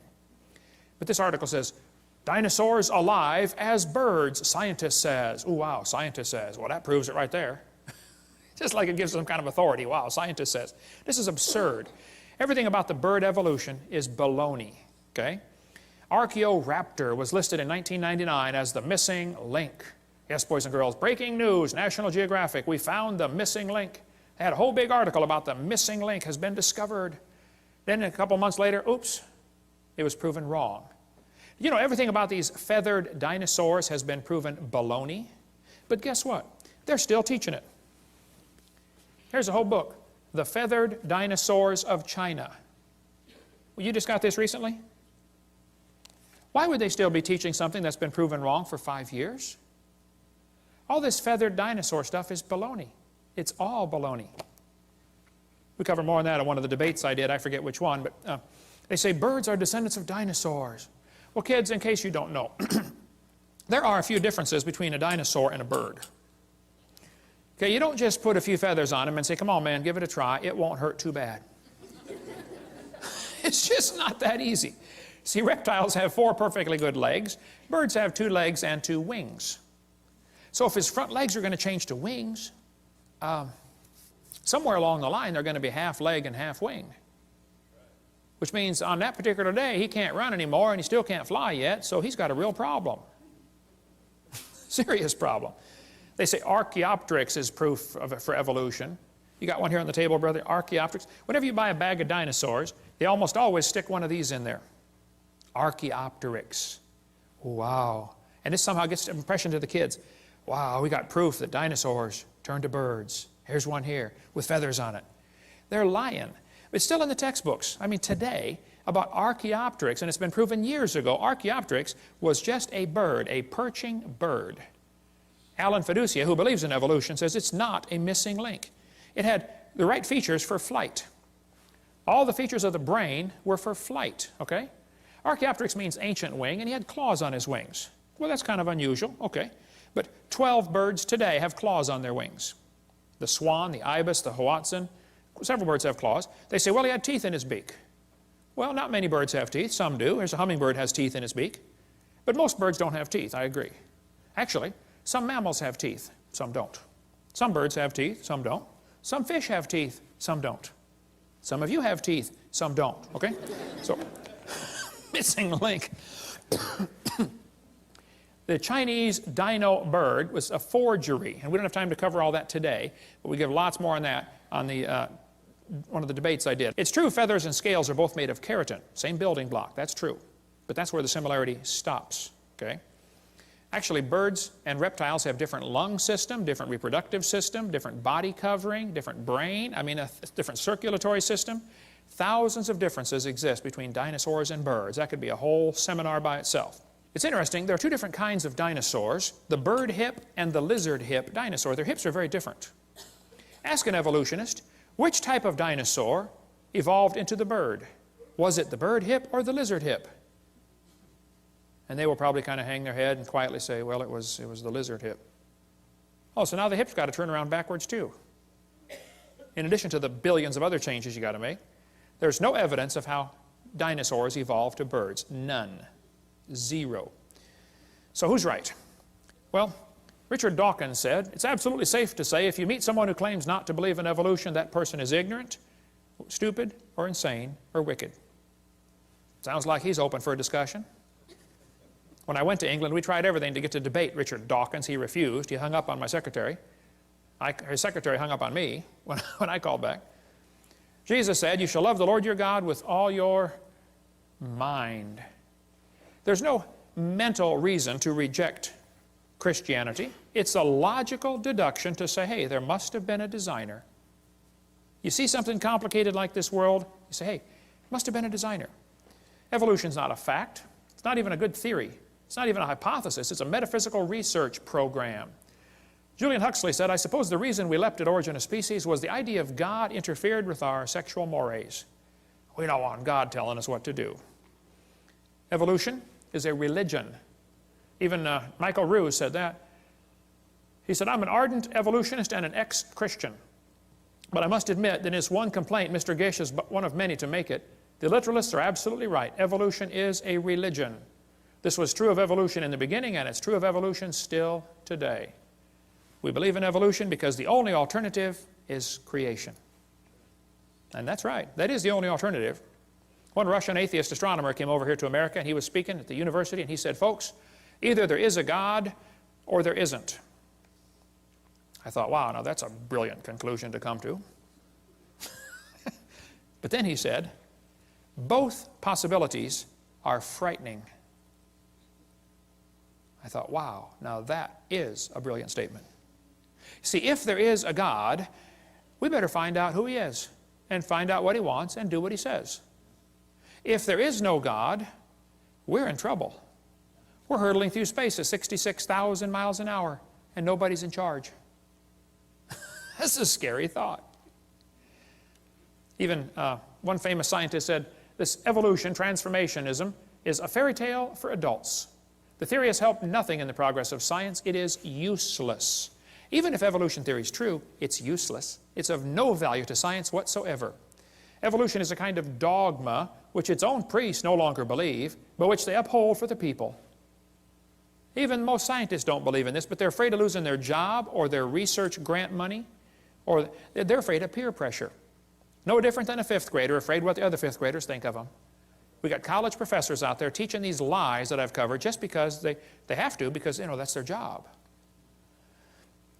Muggeridge said, I'm convinced the theory of evolution will be one of the great jokes in the history books of the future. Satan is a liar. And everything about this theory is based on lies. Even Thomason said, these people who go about teaching evolution are great con men. The story they are telling may be the greatest hoax ever. We do not have one iota of fact to support this evolution theory. So Fred Hoyle, the famous astronomer, said, well, life is so complicated, it could not have evolved on Earth, so it must have come from outer space. Well, duh. All that does is postpone the problem. How did it happen out there? This guy says, evolution is a light which illuminates all facts. All lines of thought must follow. This is what evolution is. Well, Pierre de Chardin, the Catholic priest that got most of the Catholics to believe in evolution, including the Pope, who's 3 times now said, we believe in evolution. Pierre de Chardin is one of the guys responsible for the great Piltdown hoax. He's a liar. Absolute bald-faced liar. God's Word is a light. Okay? Not evolution is a light. But if a kid goes 12 or 15 years to school in your school system, how's he going to view the world? Probably like an evolutionist. Why would they teach these lies? Well, some people think that if everybody believes in evolution, that will make it true. It doesn't matter if everybody believed in it. That wouldn't make it true yet, okay? Some people teach the lie to keep the paycheck coming in. Kids, there are teachers that don't believe in evolution, but they keep teaching it anyway because they like their paycheck every Friday. And they will lie to you to keep their paycheck coming in. Some understand the bigger picture, how evolution is the foundation for the New World Order. We cover more on that on Seminar Part 5. Evolution is the foundation for Marxism, Nazism, communism, socialism. That's why when I do debates, I always call it creation versus evolutionism. It drives them nuts, because they're used to saying, oh, it's evolution versus creationism. They always put the ism on creation. So when I flash up my sign at the beginning, it says, creation versus evolutionism debate. They always sit there with that puzzled look on their face. They're trying to read it thinking, you know, something doesn't look right about that, but I don't know what it is. Just get the little jab in there, you know. Why do people believe in evolution? Well, you might want to get this book, The Case Against Darwin. Excellent, short book, quick read for your intellectual friends that want to get the quick picture. Some people, that's all they've ever been taught. When I spoke in Russia, I was over there at the university. There were 30 professors came in to hear me speak. And after about an hour, one of the professors was crying. And I asked the interpreter, I said, what's he crying about? And she said, he's never heard the creation story. He didn't know there was one. All he's ever heard is evolution. He wants you to keep going. I went for another hour. I spoke at a public school over there in Russia. The room would seat 400 kids. They had 700 high schoolers come in there and listen to me for 2 hours. I mean, you could have heard a pin drop the whole time. I couldn't believe it. When I asked the principal before I started, I said, hey, are there any things I shouldn't say to these kids? I know this is a public school. It's kind of sensitive. He said, what do you mean? I said, well, I'm a Christian. Is it okay to tell them, you know, mention the Bible? He said, oh, yeah. Tell them anything you want. I said, well, would it be okay if I told them, you know, how to go to heaven? He said, sure, please do. These kids would love to hear about Christianity. They've never heard any of this. Wow. Door you can drive a truck through, brother. But they use the same lies in Russian textbooks. Here's a Russian textbook talking about the forelimb, proving evolution, the different geologic column strata, all the stuff we covered earlier. So why do they believe this stuff? Well, some believe it because that's all they've been taught. Some, their job depends on it. Some, they hope there's no God to answer to. They did not like to retain God in their knowledge, the Bible says. They just don't like this idea. And it says, God will send them strong delusion. The more I think about this, that is so true. Anybody that believes they came from a rock 4.6 billion years ago has to be strongly deluded. Think about it. Oh, there's so much we could cover on this. Some people simply have too much pride to admit they have been wrong all their life. So, kids are being taught evolution. There's no question about it. Kids are being lied to in these textbooks. There's no question about it. What do we do about it? Well, we cover that in great detail on our public school presentation on the Green series of tapes. Get the public school presentation. We'll tell you step by step what to do, how to get these lies out of your textbook, how you can get on the school textbook selection committee, how you can get your kid exempt from class. Parents, if your kids are in a public school, you should send a little note to the teacher saying, I don't want my child taught evolution. It's against my religious convictions. Sign it, notarize it if you'd like, give it to the teacher and to the principal. Then if they continue giving you a hard time, you say, oh, now, excuse me, do you discriminate against people because of their religious convictions? Watch their eyes light up on that one. And if they still give you a hard time, contact me. I got some lawyers waiting in the wings that are anxious to get a lawsuit like that. Title 42, discrimination based on religion. Wow. That principal's going to be the garbage collector the next week. I guarantee that principal's going to call that teacher in and say, look, let this kid out of class. Stop teaching evolution. I had one guy call me a couple of years ago. He said, Brother Hovind, my second grade daughter's teacher just called me. And the teacher said, Mr. Jones, whatever his name was, I forget. He said, your second grader's in my class, your daughter, and she stops me every time I start teaching something about evolution. And the teacher said, I've just decided I'm going to skip this evolution stuff for the rest of the year till your daughter's out of my class. And my first thought was, yay. And then I thought, wait. Why are we sending second graders off to war? This is a battle the parents ought to be fighting, not the kids. We're the salt of the earth. Salt irritates. Hey, if nobody's irritated at you, you're not a good Christian. You don't have to try to irritate them. You try to be salty. That will irritate them. Salt preserves from corruption. How come you got so many lies in the textbooks right here in Tennessee in the middle of the Bible Belt? Where's the Christians that are supposed to preserve the world, huh? Why don't some of you get on the school board and do something about this? Why don't some of you get a committee to say, hey, let's take these pages out of the book. This is a lie. It won't cost the school anything. I'll show you. How many of you would volunteer to take the pages out of the book and bring your own scissors? Won't cost the school a dime. Let's do better than that. How many of you would pay $20 for the privilege of being on the committee to cut the pages out of the book and still bring your own scissors? We just had a fundraiser. We just raised $1,000 for the school. Wow. Won't cost them a dime. There are many good, sincere, godly public school teachers, and I praise God for them. And they are as frustrated as I am with what's going on. If you've got a good teacher in your school that wants to do what's right, support them. Because I guarantee if there's a teacher that tries to get up and stand up for creation and against evolution, there's a good possibility they'll get fired or get persecuted for it. We cover much more on that on video number 7, how teachers get persecuted for standing up for what's right. Many teach this theory because they simply have never been taught anything else. Many don't know it's okay to teach creation. It's perfectly fine. Well, what do we do? Well, there's a long history of how we got this theory in our schools, and we'll cover all that in the public school presentation. And what do we do about it? It's all covered on videotape number 5. We'll show you the dangers of this theory. It's not just a dumb idea, it's a dangerous religion. And then tell you some real practical steps to fix it on Seminar Part 5. Thank you for joining us.